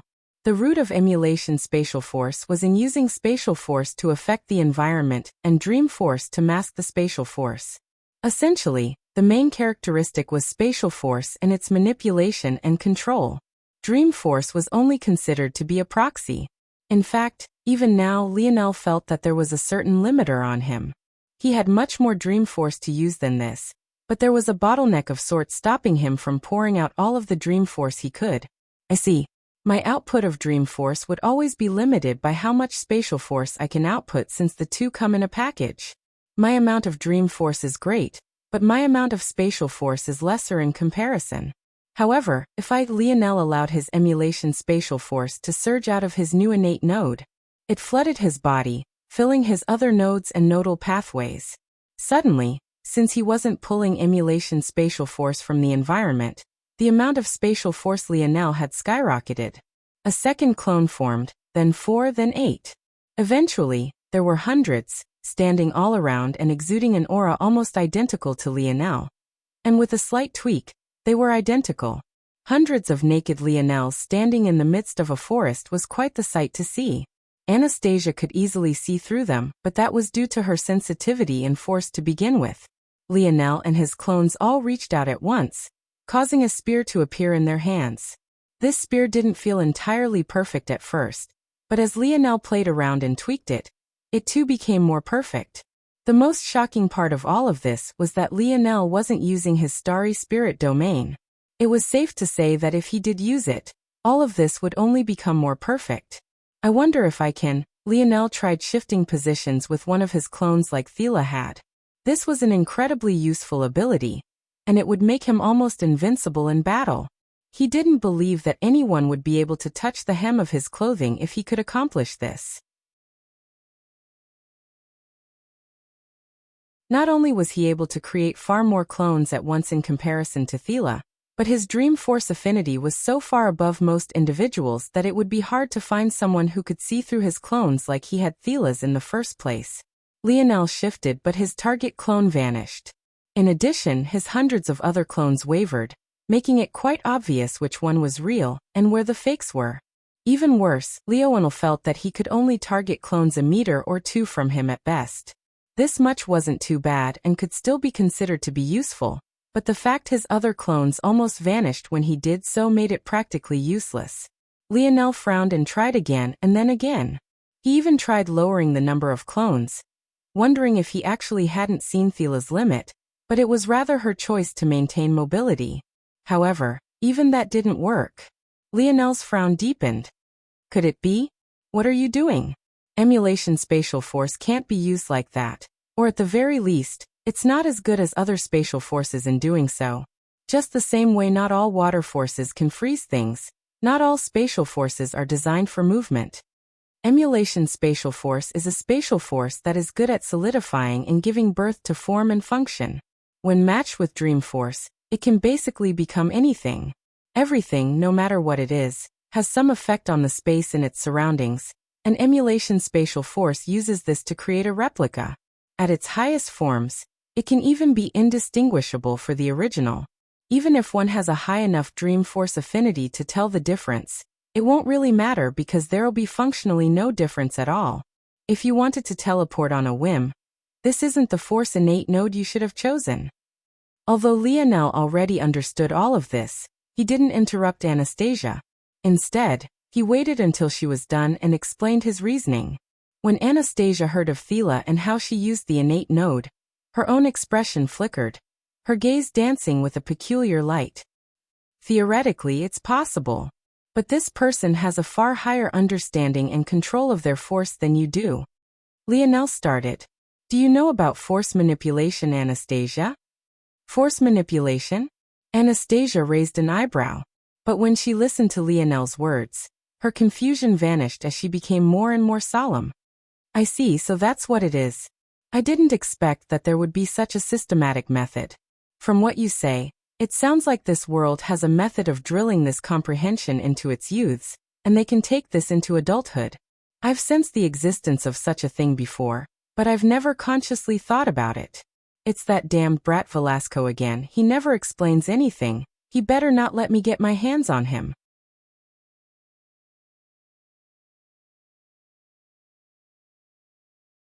Chapter 1641. Published at 20th of February, 2023, 8:17 and 36 seconds AM. Chapter 1641.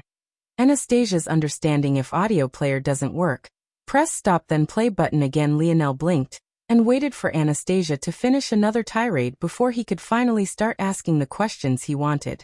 Luckily, Anastasia was very forthcoming. If I research it properly, I'm sure I can come up with some methods, but it will take time, and it's honestly probably best if you think of it yourself. From my understanding, force should be seen as a living, breathing entity even if it isn't one. How one chooses to manipulate it, even if the path ends up being the same, should be individual. For example, think of walking, or running, or throwing. These are things everyone can do and everyone does, but do two people ever do them exactly the same? Even if there are some mechanics that are more efficient than others, even for those that have reached the pinnacle, they wouldn't do it exactly the same. And there would even be some that shatter the mold. Force should be the same. Ultimately, the most powerful force is the one that comes from you or works well with you. If you take guidance from others on how to tap into this, it'll never truly be your own. That said, I think that I can give you some guidance. From what I understand, force can be divided into certain grades from their inception, and it's difficult for these forces to break out from their mold, but it isn't easy. Just like the example of running before. Even someone who isn't gifted in running can still squeeze out more of their potential given time and effort. Lionel nodded slowly. This was like the rubber band example again. It seemed that Anastasia agreed with this sentiment. However, I would say that forces have far greater potential for increased strength. Whereas an untalented runner could never outclass a world-class long-distance runner or sprinter no matter how hard they trained, a force can because they ultimately have the same root. Lionel's brows jumped. Now this was new. He had never heard of forces having the same root before, but this did make sense. Ultimately, wasn't it all just energy? Even though the scope of a third-dimensional world was limited, there were many teachings of Earth that Lionel still held on to even now. And this was one of them. Energy could be transferred and changed, but it couldn't be destroyed. This should be true of force as well. There was a reason there were force crystals and pure force crystals. The natural state of force was to be together. And then there was neutral force, which was inherently an amalgamation of all force. Everything had the same root. If I'm correct, when forces break past certain limits, this should be the force manipulation you're talking about. And upon breaking those limits, forces begin to display strengths that they didn't originally have, even capable of crushing forces above them in strength. Theoretically, this kind of force, or a force that has broken its limits, should be the true root of the separation of dimensions. When a force that has broken through more limits meets one that hasn't broken through any, or even one that has fewer limits broken, it can directly suppress it. This will manifest as a higher dimensional being meeting a lower dimensional one and crushing them. Lionel nodded slowly. He had experienced this personally. Whether it was his speed of thought, his dream force, or his Scarlet Star force, all things that he had supreme confidence in, they had all been crushed in the face of Thela and the Cobra Demon. The Cobra Demon was an especially good example because their water force was relatively weak in its most basic form. And yet, it had easily been able to block and crush Lionel's Scarlet Star force with relative ease. If not for it making the mistake of eating Lionel, or if it had a method of sensing and attacking Lionel's soul directly, Lionel would have most definitely lost that battle.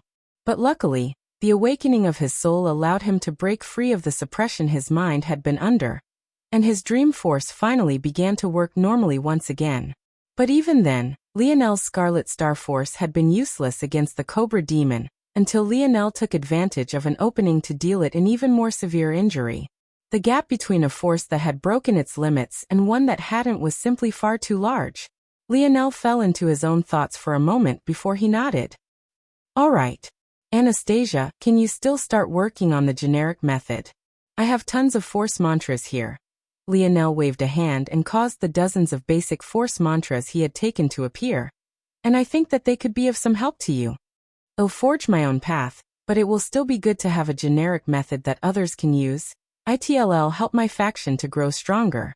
Also, if the feeling isn't obvious, I'd also like to know when I have a breakthrough, so I know if I'm headed in the right direction or not. Anastasia's eyes lit up when she saw the booklets and quickly caused them to shoot up from the ground and hover around her. She didn't even bother to respond to Lionel. She was already entirely focused on what was before her, even oh-ohing and ahang from time to time. Lionel chuckled and didn't mind it. Soon he had re-entered a state of absolute focus. My spatial force comprehension is well beyond that of my others, but I haven't taken the time to understand emulation spatial force in specific. The kind of understanding I have about spatial force right now is heavily biased toward movement-type spatial forces with a hint about storage type, which might potentially be applicable. Anastasia is right. Emulation spatial force is more about stacking space, giving it form, using it to attack and to defend. Movement is at the bottom of its list of capabilities. And if I want to use it like Thela did, I'll have to invest time into researching spatial force in this sort of lane. But for now there are more important things. Once I finish reconstructing my metal body and my divine armors, we will walk down that road. Lionel smiled. It's been too long since we've crafted together, buddy?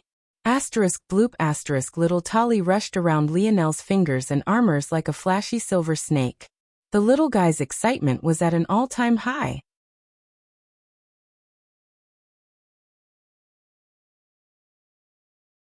Chapter 1642. Published at 20th of February, 2023, 8:17 and 35 seconds AM. Chapter 1642. Settled. If audio player doesn't work, press stop then play button again. Lionel restarted from the very beginning, using herb or to build up his foundation just like he had from the very beginning. However, the herb or he used this time couldn't be compared to the last in the slightest. And that was because he tempered this herb or with cleansing waters first. Much like with force crystals, the essence of herb or ores in general for that matter, could be segregated into pure and impure. Lionel hadn't been aware of this the first time he began his journey in cultivating metal body, but after seeing the effects the cleansing waters had on his new innate node, he easily extrapolated these matters toward other potential applications. He found that after using cleansing waters, the amount of essence one needed for an ore to be considered whole dropped by as much as half. This meant that an ore tempered by cleansing waters could produce the same effects with less volume used. This was a huge discovery. If Lionel had known this ahead of time, of the billions he had spent purely on resources in the exchange, he could have put much of it toward other resources. It was already too late to change this, but all was not hopeless. After all, if Lionel looked at things from a glass half-full perspective, then this meant that about half the resources he had were suddenly freed up. He could still use these to exchange for more wealth, or better yet, put them toward more crafts. Now that Lionel had returned to the human domain, he was extremely wealthy. It had to be remembered that his mother had left billions worth of herb ore for him. His wealth was comparable to most seventh-dimensional individuals, and even dwarfed a good majority of them if he really thought about it. But when building a faction, one couldn't have too much money. There was simply no such thing. As Lionel absorbed the cleansed herb ore, his body was filled with a unique feeling. It felt almost as though energies were softly massaging every inch of him, gently caressing the contours of his figure. It was an elevating sort of experience. The energies flowed smoother, and Lionel's pores seemed to sing. He already would face no bottlenecks up to the sixth dimension, but he suddenly realized that he would hardly face them in general if he always used cleansed ores like this. It wasn't long before Lionel's body reached absolute perfection in the third dimension. Despite the fact he had used pure herb ore, Lionel actually absorbed much more now than he had in the past. In fact, the gap wasn't just a few kilograms. The amount he needed was truly astronomical. In the past, due to his metal body barely breaking into the fourth dimension, Lionel had been able to battle well above his dimension. Of course, his enemies back then had also been mediocre talents, but the sentiment was still true. Now his current metal bodice foundation was even more exaggerated, and there was a difference of at least 100 times. With such a gap, even if he was facing the premier talents of the human domain back then, his battle prowess would be just as impressive. Lionel smoothly entered the fourth dimension, the smooth edges of his body becoming rougher and more defined. However, even with this being the case, he maintained his flexibility, and he didn't feel that his body had gotten heavier. Metal synergy was considered to be the best defensive lineage of the human domain, being it lacked the usual weaknesses. That said, it was more accurate to say that these weaknesses were instead less prevalent rather than being eliminated entirely. Lionel had still experienced his body becoming exceptionally heavy in the past, and he had to practice flexibility techniques to ensure that he didn't become too stiff in his movements. But now, these problems seem like a thing of the past. The pliability of his body didn't change in the slightest. In fact, because he had just reconstructed his body after being eaten alive, he had the range of movements and flexibility of a newborn. There was no tension in his body whatsoever. As for his weight, he felt like his gravity domain had become so much more refined. Rather than applying it to his surroundings, he could apply it to individual portions of his body, making his punches as heavy as a moon if he so wished it. The gravity domain of his lineage factor was one that Lionel used rarely. Honestly, because he had too many abilities to choose from. It wasn't often powerful enough that the use was worthwhile, especially since Lionel spent so much of his time fighting individuals so much more powerful than himself. Now, however, he felt that it had the potential to become far more of a staple to his battle prowess. His control had reached the point where he could even apply it individually, making his spear as heavy as a mountain or his arrows more piercing than an enemy could contend with. After Lionel was finished calmly analyzing the changes to himself, he waved a hand and caused the next stage of tempered ores to rise out from the river. The ores formed into two even piles, and would be the foundation of his fourth-dimensional metal body. As expected, they fell into two piles, one for water force and the other for life force. There were two kinds of water force ores that Lionel had chosen. One emphasized the defenses of water force, and the other emphasized the heaviness of water force. Void Star Force was a water force known for its defenses, but the method by which it did so was also important. There was a reason it was named Void Star Force, and that was because when manifested, the force was akin to a black hole. Not only did it have a huge amount of density, nothing could make it past it, swallowing everything in its vicinity whole. Thus, Lionel wanted high affinities for water forces with high absorption capabilities and density, thus he settled on these two categories.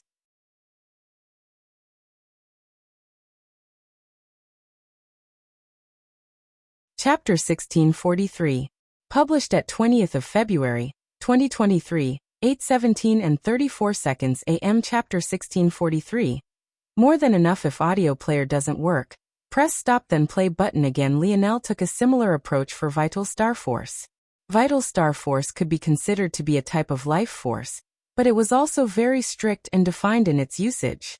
It focused mainly on vitality. In this way, it was very similar to blood force, but it had its differences as well. For example, vital star force was also very heavy as it was primarily a star force as opposed to a life force. These sort of subtle differences seemed unimportant, but it was exactly what separated those who could fully grasp their forces between those who were both lost and weak. Lionel felt that if he had to grasp vital star force in the future, it would be incredibly important for him to understand these small differences. In his current understanding, blood force was a vessel for another power source while vital star force was the power source. The latter was like a nuclear reactor, bursting with potential and producing a constant, large stream of power, while the former, blood force, was a gentle stream and focused on longevity. Lionel understood that this understanding was incredibly limited and could only be considered to be rudimentary, but it was more than enough to lay a foundation for where he would go in the future. As such, he likewise chose two categories of life force. One focused on burst energy, giving one a second wind on the brink of death. The other a constant power source, pumping one full of energy over a long and continuous time. For Lionel's water forces, he chose mud or to stand in as his heavy water force and wave, or to be his defensive water force. Mud or didn't sound very appetizing, but Lionel didn't care about this, he only chose it for its abilities. Mud or was known to be sticky, persistent and resilient. It was actually a rare domain type, or which could cause changes even to the environment itself. Wave or was one known to be the core of many top-tier black-grade water force defensive treasures. It was able to face an attack and erode it in continuous waves. Although it wasn't initially powerful, it was likewise persistent. By the time it reached the person the attack had targeted, the attack might not even have 10% of its original strength. Once again, this was also a domain type Oregon. As for his life forces, Lionel chose two vein type ores. The first embodied bursting life force. This or was known as second wind Oregon. It was usually designed to be the vein pattern of a pendant-type treasure. According to usual crafting practices, this ore would be surrounded by another ore of a specific element. Once the pendant was activated, the treasure would shatter and immediately convert the whole of the element that surrounded it into power for the user. This was essentially like storing a second body of force within yourself. However, Lionel obviously wouldn't be able to use this ability when he absorbed the Oregon. What he wanted was the underlying mechanism of this ability. In order to work, this or had to be able to quickly turn any kind of force into usable energy for a battle without a long process of adaptation. What this essentially meant was that it was a catalyst that was compatible when any body that it was attached to. This ability was the purest kind of life force there was. The words Anastasia had spoken had truly resonated with Lionel. She had equated comprehending of force to being like running. The way Lionel interpreted that was to mean that the action of using force was no different from any physical action you might take. Lionel had always seen force to be a separate part of himself, something that he pulled from the environment to use temporality. But second wind or was able to use its life force characteristics to take any force and make it a part of you immediately. What did this mean? It meant that it could very well be that the foundation of life force itself was this ability to make force a part of a person. And maybe life force, since it represented life itself, was precisely the force that connected humans like Lionel to all other forces as well. When Lionel looked at things like this, he felt like he grasped exactly what the core of Vital Star Force was. Maybe Vital Star Force was just able to take the most vibrant energy source there was in the whole of existence, the star, and catalyze it into power usable directly by the body.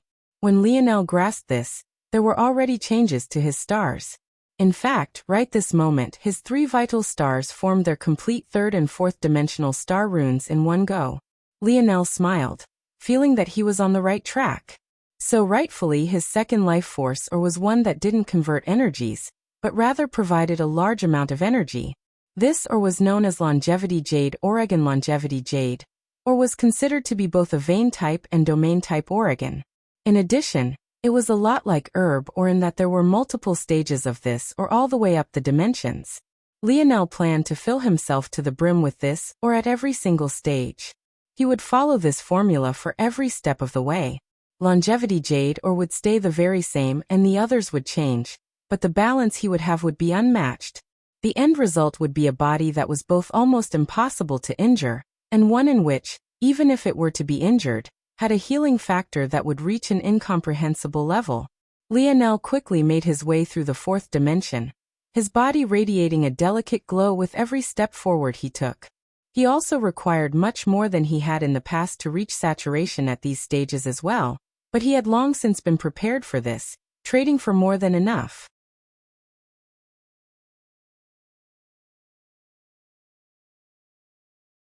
Chapter 1644. Published at 20th of February, 2023, 8:17 and 33 seconds AM. Chapter 1644. Condense. If audio player doesn't work, press stop then play button again. Lionel absorbed a final bit of mercury ore, heavy waves of silvery light wafting off from him. His presence alone seemed to make the surrounding air heavier. He opened his eyes, exhaling a breath. He had just reached the very limits of his Tier 1 sixth-dimensional metal body. Of course, in doing so he had opened the next set of gates in his metal synergy lineage factor, and had as such, stepped into the sixth dimension with his body, allowing his strength to undergo a qualitative change.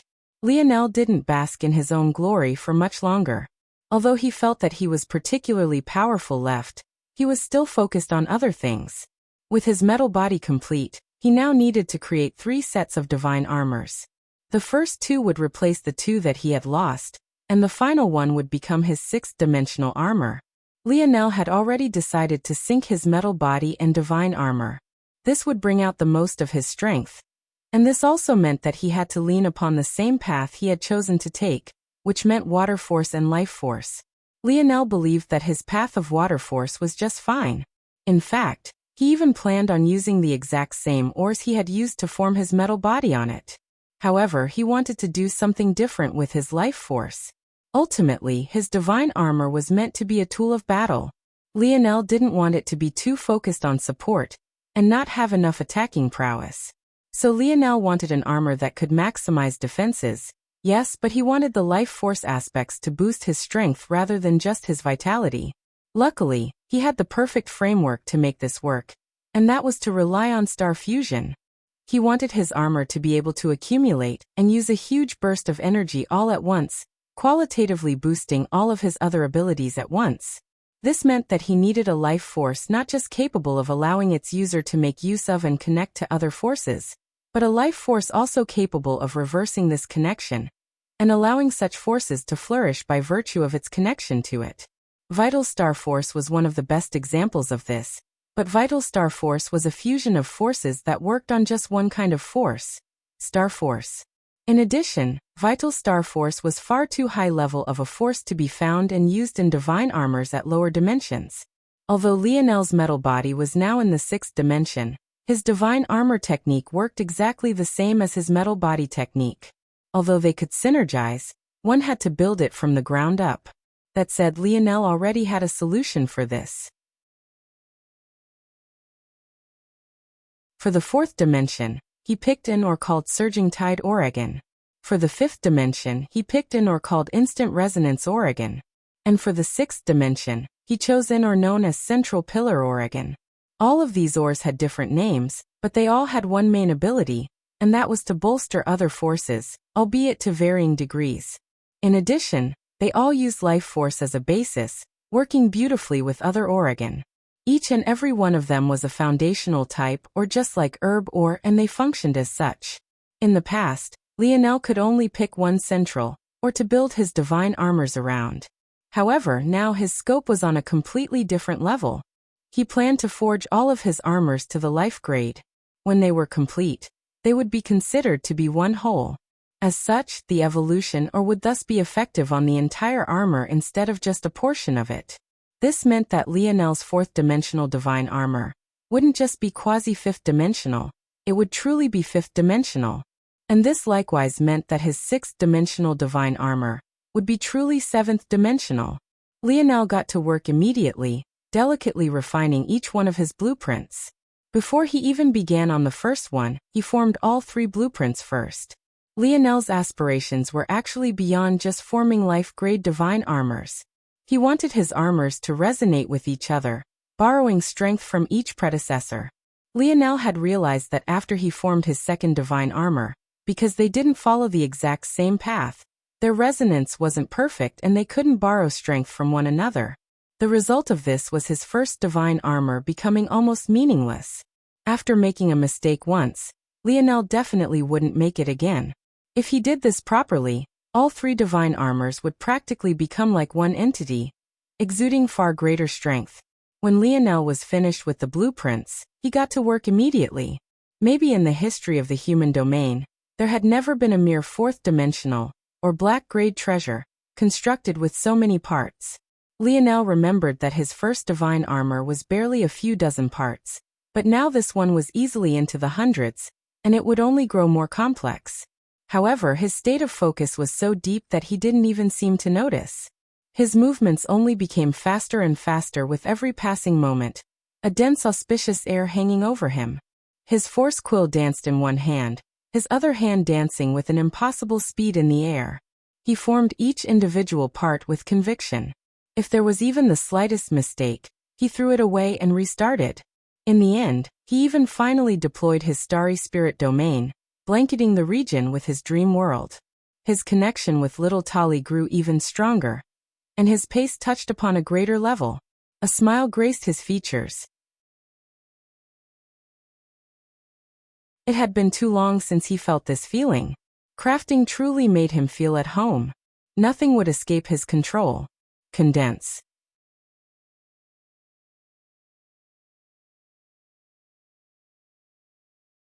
Chapter 1645. Published at 20th of February, 2023, 8:17 and 32 seconds AM. Chapter 1645. If audio player doesn't work, press stop then play button again. Lionel punched out, his action being followed by a sharp whistling sound. He could feel the wind stacking up against knuckles, his punching speed too fast for the particles to get out of the way any faster. If he pushed just a measure faster, he was certain that he'd be able to shatter the sound barrier. A feat that would be shocking considering the fact that this was an eighth-dimensional world. With a thought, a clone of Lionel appeared. However, the original Lionel didn't use it immediately. Instead, he continued filling it to the brim with solid spatial force, making it harder and more robust. Then, without moving an inch, Lionel allowed the clone punch him with all the force it could muster. Bang! The sound reached Lionel long after the punch landed on his chest. Vicious winds kicked up, and his hair was sent flying backward with such force that it even looked as though it wanted to rip away from his scalp. As usual, Lionel's hair grew a great deal after practicing his metal body, but even so, he had long since cut it down to size once more. Even still, the effects were so exaggerated. However, Lionel didn't move a single inch. The source of this content is N0V//Elbin. Nadi's skin seemed to ripple with a formless energy and with a bang. The clone he had taken so long to form shattered into pieces before his eyes. Unable to withstand the strike at all, Lionel nodded lightly to himself. When he took so much time and effort to build a clone, its strength wasn't something that could be casually dealt with. In fact, it was probably much stronger than his previous self. And yet, it couldn't even withstand hitting Lionel with a full-powered blow.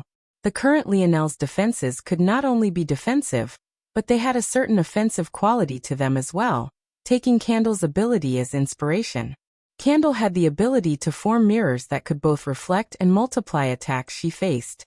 She was a terrible headache to face, and Lionel had only defeated her originally by outsmarting her. Considering how many decades of training she had under Anastasia and Y's Star Order, it was doubtful that he would be able to replicate this feat without quite some effort on his part. Of course, Lionel's abilities weren't so exaggerated. He could only reflect a portion of an enemy's strike relying solely on the abilities of his body, but this was where the beauty of his Tier 4 controllability index came into play.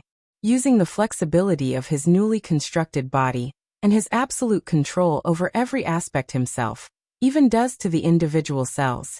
Using this control, Lionel could take advantage of his metal bodice innately water-like characteristics to redirect the flow of energy that collided with him, and use it to empower him. In homage to Candle, he called this ability Dream Mirror. Essentially, Dream Mirror used his bronze runes, or what might more accurately be called his bronze aura, to redirect the force he experienced. Like this, he was able to replicate Candle's ability within range of his bronze aura almost perfectly. Unfortunately, the key word was almost.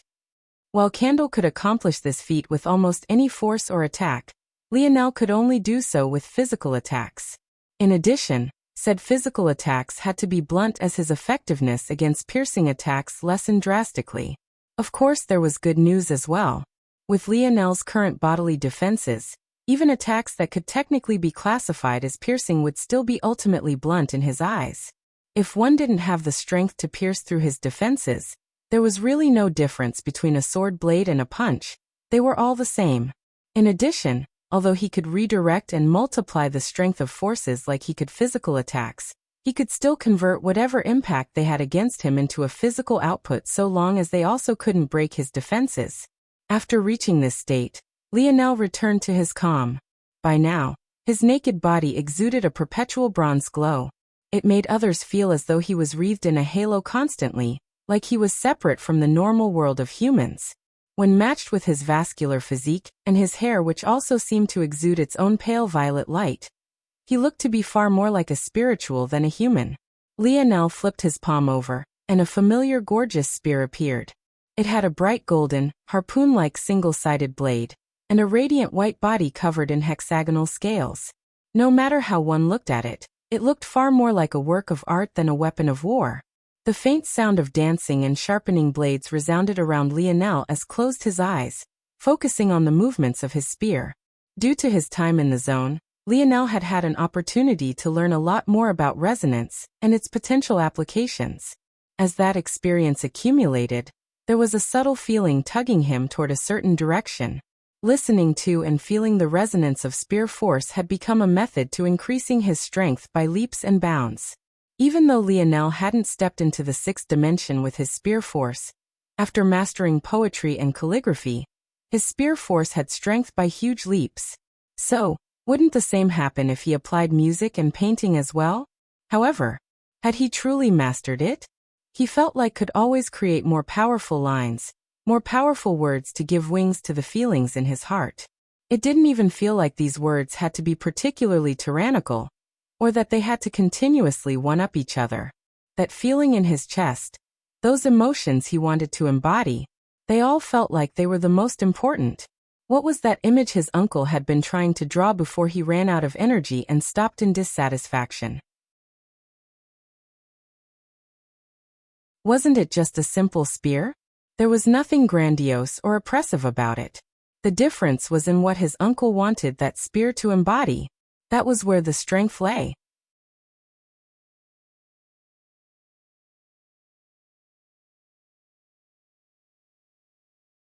Chapter 1646.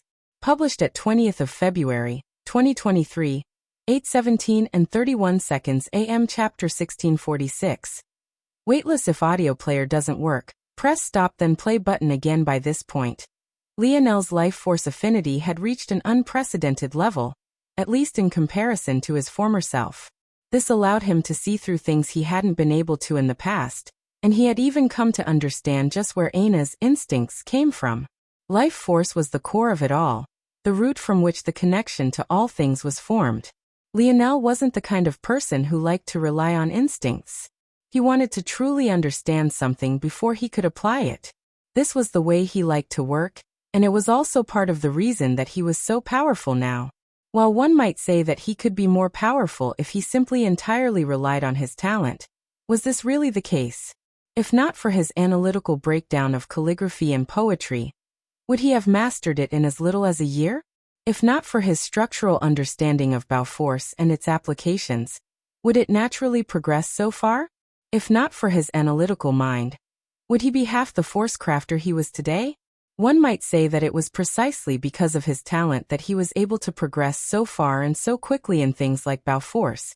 But was that true? He didn't have a bow force lineage factor, but he definitely did have a spear force lineage factor, so why was the latter lagging behind the former? The bow just worked better with Lionel's personality and way of viewing things. Certain weapons had their own methods of interacting with the world, some of which Lionel understood, and some he didn't. The bow, the sniper rifle, or throwing weapons, were all weapons of skill, patience and calculation. The spear, however, wasn't necessarily like this. In fact, the spear was probably the most primitive weapon in all of existence. From its inception, it was barbaric and unrestrained. This simply wasn't a weapon that fit well with Lionel's personality. The source of this content is N0V//Elbin. / Lionel continued to move in silence, his heart calm and his thoughts flowing like the waters of a gentle stream. He thought back to Old Man Hutch. Hutch had always wanted Lionel to listen to his weapon, to feel its presence, to let it talk to him. Lionel had always found these things to be worthless. No matter how obstinate the old man was, he couldn't be bothered. He didn't like doing things he couldn't understand. In fact, that stubbornness even led him to not even asking the dictionary about spear force. He didn't want anything to influence his path forward. It wasn't actually quite accurate to say that Lionel didn't like the idea itself. What he didn't like was the lack of logic behind it. If there was logic behind the training method that required him to run around a city naked, Lionel might think about doing it. It wasn't the actual process that was the problem. It was the lack of reason behind it. These were weapons. They didn't have hearts and souls, nor did they have consciousnesses of their own. Talking Abbott listening to them was asinine. However, this felt different. What Lionel was listening to right now wasn't the weapon, he was listening to its resonance with his life force. How it interacted, how they fused, how they repelled one another. The so-called life of a weapon didn't come from the weapon itself. It always came from the wielder. This was why Lionel could say a word like die, and yet have it wield so much more power than a poetry verse 100 times more complicated. This was the true root of calligraphy and poetry, and for that matter, it was the true root of music and painting as well. Lionel's spear swished through the air. Golden streams of spear force flourished, the delicate sounds of chimes ringing. However, astonishingly enough, if one closed their eyes and internal sight off to Lionel's existence, this delicate music would vanish. The instant one focused on Lionel once more, though the music would return, its gentle cadence soothing the heart and soul. The melody changed and it became voluminous and oppressive. Just observing one would feel as though they had been trapped in a maelstrom, every pierce, every sweep and every chop feeling like another piece of their life had been severed away. But then everything changed once more. Lionel's absolute domain faded. The swishing sounds of sharpening blades fading into the background, and a gorgeous scene was painted by them instead. Delicate flecks of golden spear force dancing through the air, adding to the beauty with every stroke. Lionel switched between countless stances. Each and every one painted a new picture, and exuded a different kind of aura. Towering mountain made his spear towering and heavy. Streams of rivers made his spear swift and winding. Starry skies made his spear vast and endless, its blade capable of reaching any point with just a single pierce. But even these images began to slowly fade. As time passed, the melodies became quiet, lacking even the whistling of the wind. Soon after it, the vast images created by strokes of golden spear force also vanished, shrinking further and further until there was nothing left but the slightest radiance of a white gold spear. Everything became deathly silent. But Lionel's movements had never stopped and his eyes had never opened. After a certain point, he couldn't even feel the grass beneath his feet or the wind against his body. He felt as though he was gliding through a voice, the only feeling he could experience being the weight of the spear in his hand. He couldn't even feel the special characteristics of the spear in question. It was as though everything had faded but the embodiment of a spear. Not the spear or a particular spear, but just a spear, an amorphous construct without form or presence.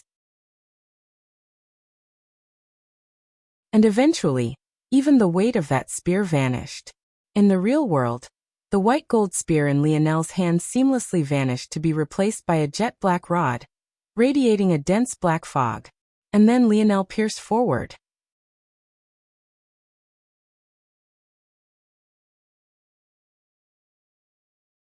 Chapter 1647. Published at 20th of February, 2023, 8:17 and 30 seconds AM. Chapter 1647. Understanding himself. If audio player doesn't work, press stop then play button again. Lionel woke up with Aina on his chest.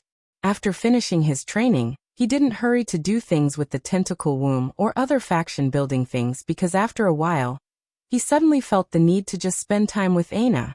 When his spear force perfected its fusion with the final stage of his grandfather's path of the spear, Lionel's mind entered an odd state of relaxation where he suddenly understood that understanding himself was even more important than understanding individual forces.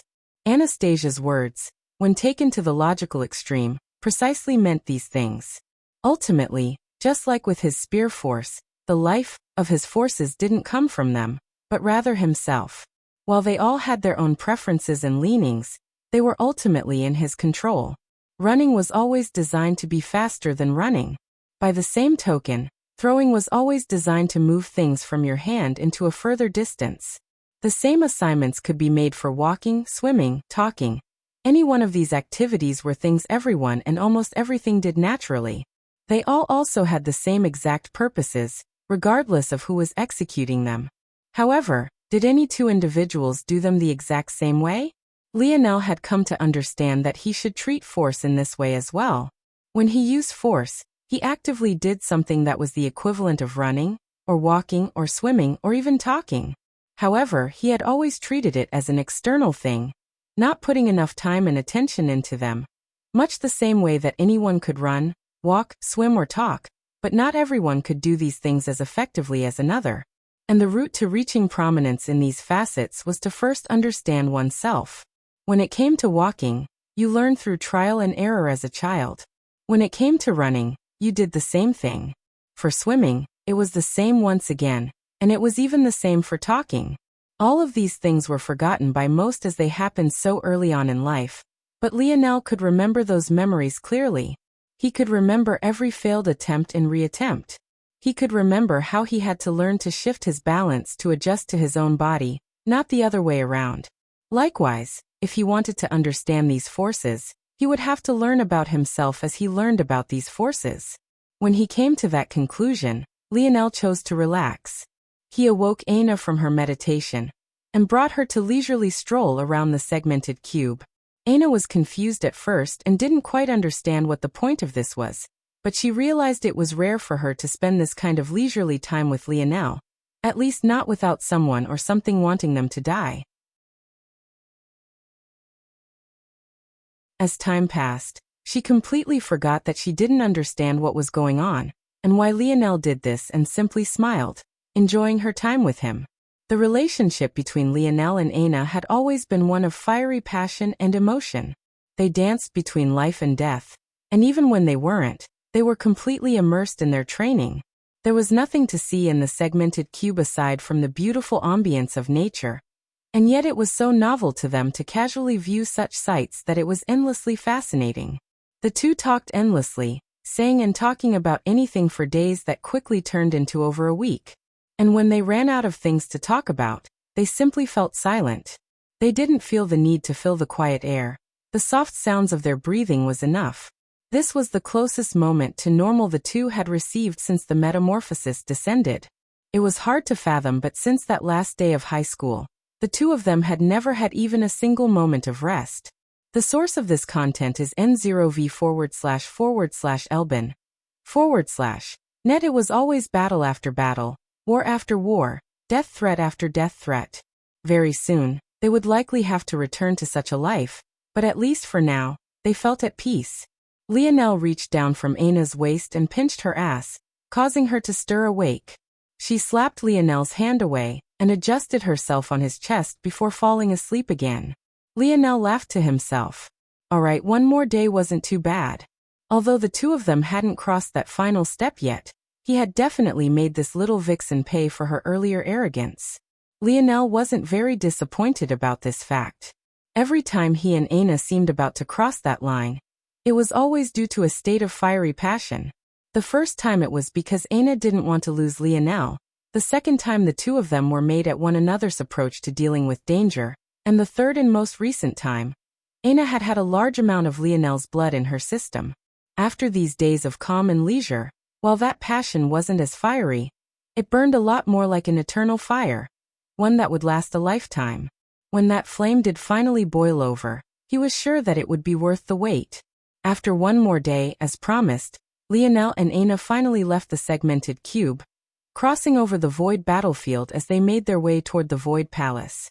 With the speed of the segmented cube, they crossed over large distances without much issue, shuttling through vast amounts of anarchic force as though it wasn't there at all. Half a month later, they made it to large gates once again, facing a vast mountain range that was several planets' widths wide. However, the state of the Void Palace wasn't like what Lionel remembered at all. Matched with its imposingness, a bloody scent hung in the air.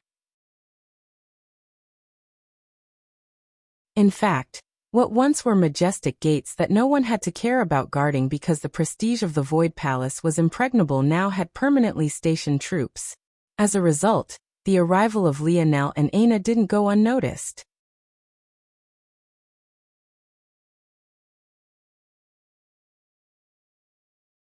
Chapter 1648.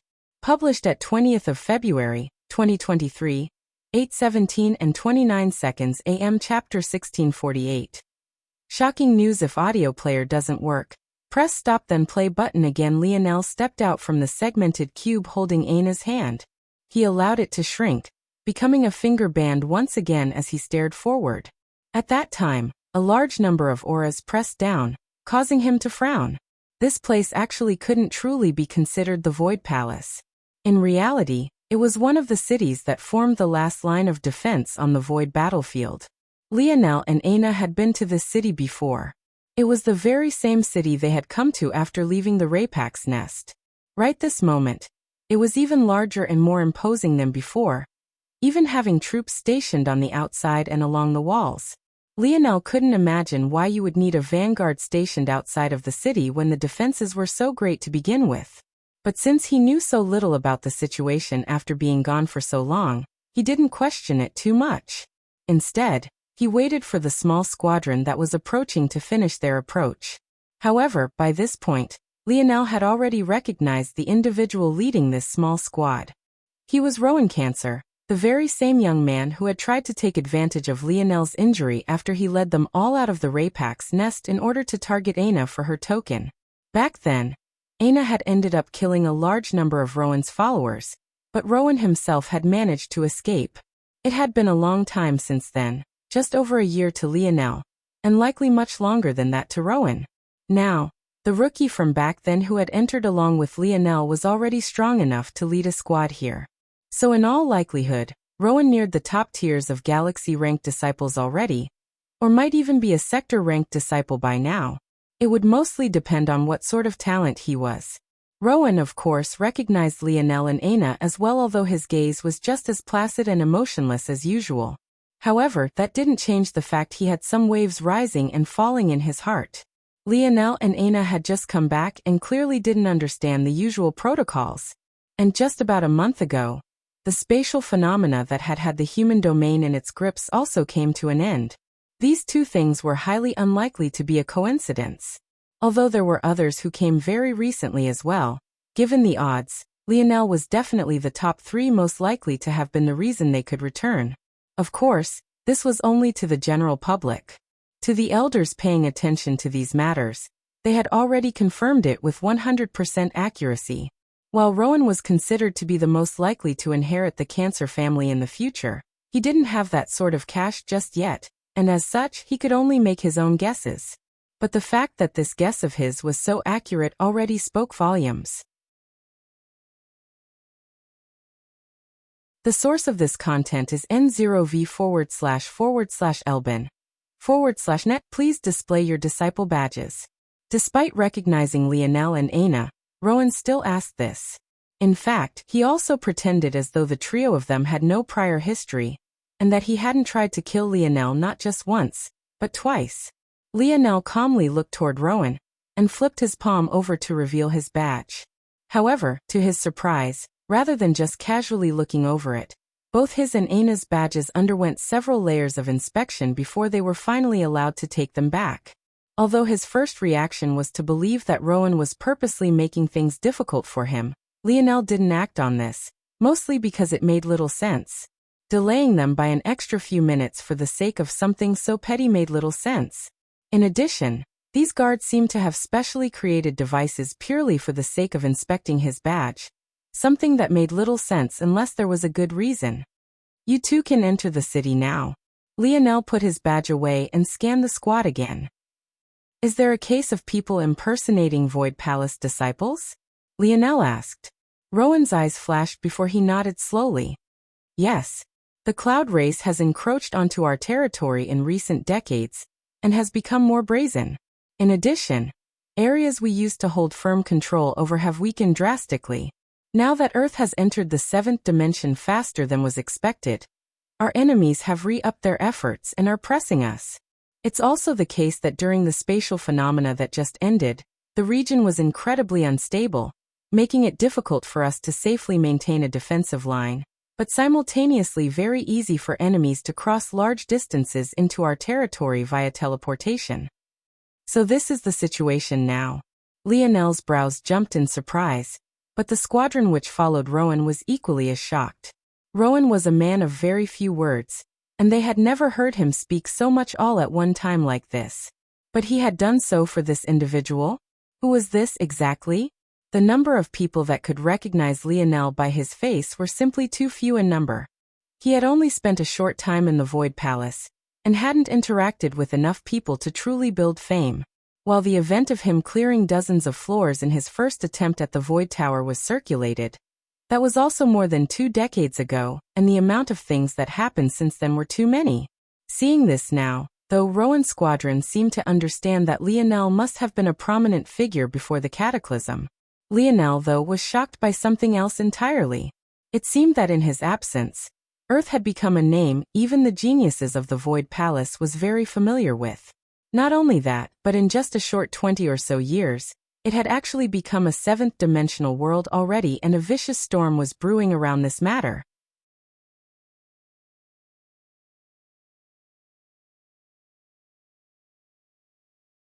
Chapter 1649.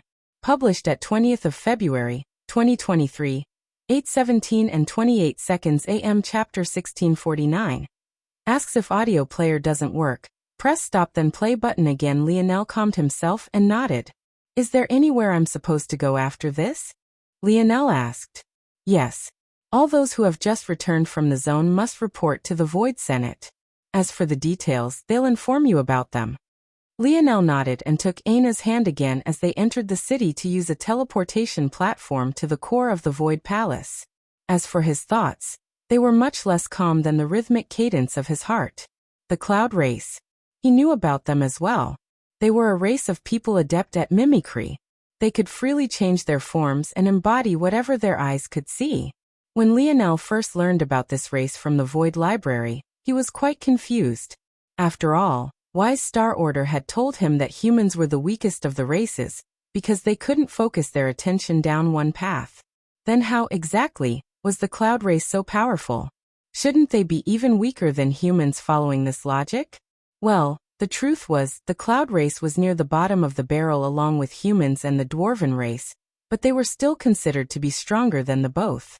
This was because the mimicry of the Cloud Race was all focused on one thing: countering. The Cloud Race were experts in defense, and using your weaknesses against you. This style of battle made them exceptionally powerful, and while they couldn't be considered to be at the pinnacle of the most powerful races, they were still well known to be superior to the humans. Ironically, though, it was precisely because of this that the humans fared so well against the Cloud Race. Because humans weren't as homogeneous as the other races, countering them took time and effort, and true human geniuses might be able to defeat Cloud Race geniuses before said genius could get a grasp on their abilities. Still, the fact that the Void Palace had suddenly become so cautious against the Cloud Race must mean that by the time Lionel was gone, they must have made great headway into grasping the secrets of the human domain. If the Cloud Race wanted to wage war against the humans, they didn't need to understand all of them, they just needed to understand the weaknesses of the greatest powerful among them. The Morales family, the Seward family, the Constellation Alliances, Shield Cross Stars, the Crafting Guilds, the Constellation families. So long as these few powers were grasped, who cared about the weaker humans? They weren't good enough to match up again, even normal cloud race members to begin with. The less complex the talent, the easier it was to counter on a whim. It wasn't long before Lionel stood at the base of a mountain, looking up. He knew that the Void Senate was up there, but this was actually the first time he had been to his place. At the bottom, there were people present to escort them up, and they were soon brought to an office. When Lionel and Aina entered, they found a black-haired man sitting across from them behind a desk. He didn't look up even after the door closed, but this aura did seem to grow heavier. Just from a glance, Lionel could see that this man was missing an arm, one of his robe sleeves behind decidedly looser than the other. By the time an entire minute passed, Lionel's eyes had narrowed into slits. While Rowan wouldn't know that he was the reason everyone could return, how could someone who could sit at the top of the Void Senate not understand? And even if they assumed that it was Aina and not him, wasn't Aina right by his side anyway? And yet, this man hadn't said a single word since they entered. Looking back at the man's missing arm, Lionel's furrowed brows loosened and his expression became calm. There was a better than 70% likelihood that this was the man his father took the arm of, and likely also the catalyst for what put the sword and spear factions at each other's throat. Lionel didn't know what was going on with that situation now, or if the two factions had set aside their differences to face a greater threat, but judging by Rosen's reaction, that much was unlikely. Rosen seemed to sense that Lionel's demeanor had entirely relaxed, and he suddenly looked up, his gaze piercing. It truly felt as though a pair of swords were hidden within the depths of his gaze. An invisible aura shot forward, as sharp as a blade, but when it entered an unknown radius of Lionel, it dissipated into the wind, leaving Rosen with narrowed eyes. Lionel didn't even seem to have moved a single inch or down anything. But in reality, neither did he. The procedure is simple, Rosen said emotionlessly. Here are the documents. Write down everything you've experienced in the zone. Catalog all of the events by day for all exactly 63 days that were inside. Do not miss a single day. Also, document all treasures that you've received from the zone. The Void Palace will not take any of them, but will inspect them, categorize them, and then return them to you in a timely fashion. This is only for the benefit of knowledge and the progress of humanity into the future. We will not steal from our students. If you've understood, take these documents and leave. Lionel's gaze flashed. As expected, it was highly unlikely that he would be the only one to benefit from the zone. Still, there was one question that left him baffled until this point. He had forgotten about it, because he had met Aina, and she seemed to be just fine. But why was it that his cousin and the others couldn't use force or their ability indexes while he could? Could it be that there were others who were able to use their force like he and Aina, and as such had managed to gain treasures of their own? Lionel reached a hand forward and took the documents for both himself and Aina, ready to leave. There's also one more matter, Rosen said lightly as Lionel was about to depart. For you especially, the Void Palace would like to thoroughly understand the method you used to break the cardinal rule of zones. Please don't miss out on any details. Lionel remained silent and didn't respond, but his thoughts were already racing. How should he handle this matter, exactly? There was absolutely nothing wrong with either Rosen's words or the Void Palace's asks of him, but his instincts were pulling him in a different sort of direction.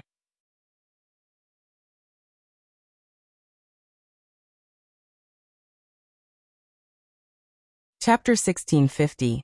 Published at 20th of February, 2023, 8:17 and 27 seconds AM. Chapter 1650. Second method. Same problem if audio player doesn't work. Press stop then play button again. Lionel sat in a hall of the Void Senate in silence. Aina sat by his side, looking at the documents as well. Though when she sensed Lionel's odd mood, she looked over as well. Lionel's gaze was a bit unfocused, but his pupils continued to flicker as though he was calculating something. The decision wasn't a simple one. Logically, there shouldn't be a problem with helping the Void Palace, but there were too many potential issues with doing so, especially since there were still signs of traitors in their midst. The only people he could trust aside from himself were Aina and his parents. The ask of the Void Palace was very reasonable. Wanting to document the treasures of that zone made perfect sense, and they would also return it. In addition, Wanting to know how Lionel had escaped also made sense. Who knew how useful such information could be in the future?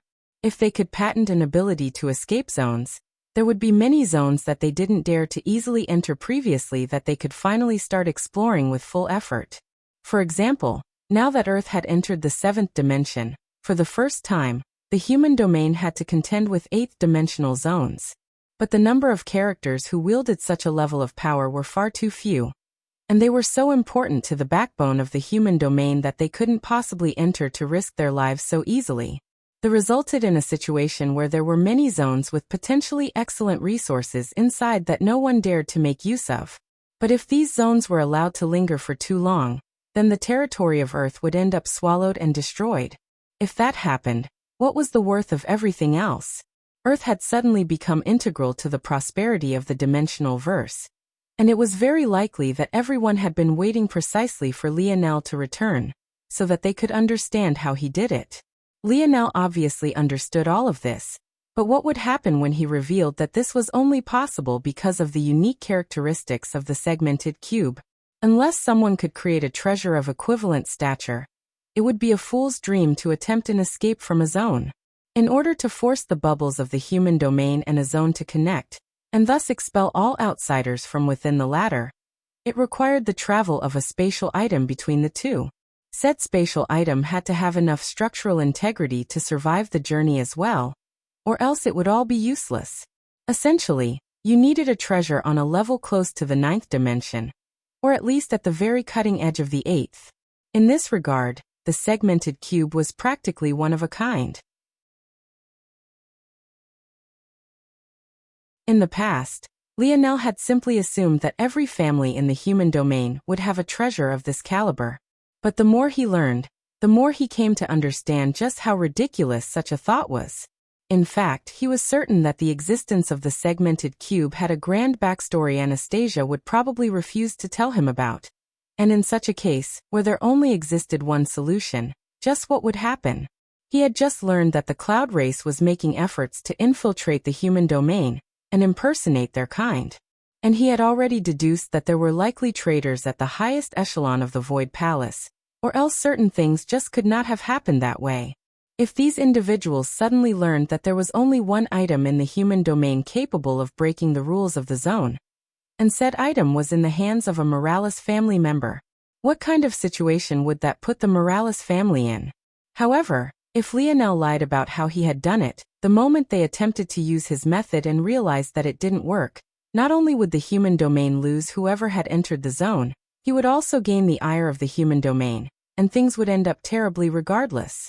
If I had known Earth was already in the seventh dimension, I wouldn't have returned so easily. Lionel closed his eyes and sighed. Lionel suddenly felt a soft hand slip into his, and he smiled lightly without opening his eyes. The source of this content is n0v//elbin. Net he had already known that there would be trouble like this when they returned. The only surprise was that it had actually come so quickly. But since he had already chosen Aina over the world, was there even a need to regret it? Lionel's heart shuddered and his thoughts flashed. When his eyes snapped open, they had a blazing light within them, but they quickly dimmed. Even if I've thought of another method to escape zones, it still doesn't change the facts of the matter. Lionel flipped a palm over and whispered, "Valiant Seal." A miniature trio of revolving pillars forms. This was another one of Lionel's self-created techniques. He had formed it using the Valiant Pillars of Valiant Heart Mountain and Camelot's magic system as a foundation. That treasure was designed to take control of zones.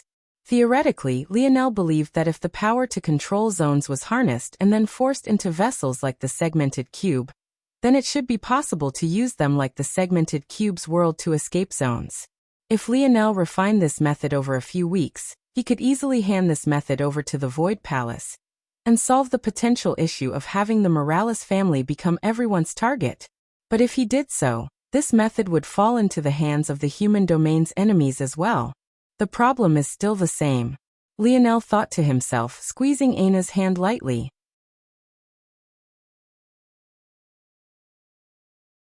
To think that he would be clever enough to think of such things, only to be faced with the dilemma of whether to share them or not. As Lionel was lost in thought, the clicking of heels echoed through the void Senate's halls. When he looked up, he found a woman with vibrant green hair walking. He didn't think too much of it until, the woman's eyes emitted a coldness upon meeting his gaze. You're tuning in to the Li Mei Sword of Destiny YouTube channel. We're so grateful for your support, and don't forget to subscribe to join us on this incredible journey through captivating stories. Your generosity through donations truly makes a world of difference, as it's the primary source of revenue that allows me to expand and enhance this channel for you. Thank you from the bottom of my heart for being a part of this adventure.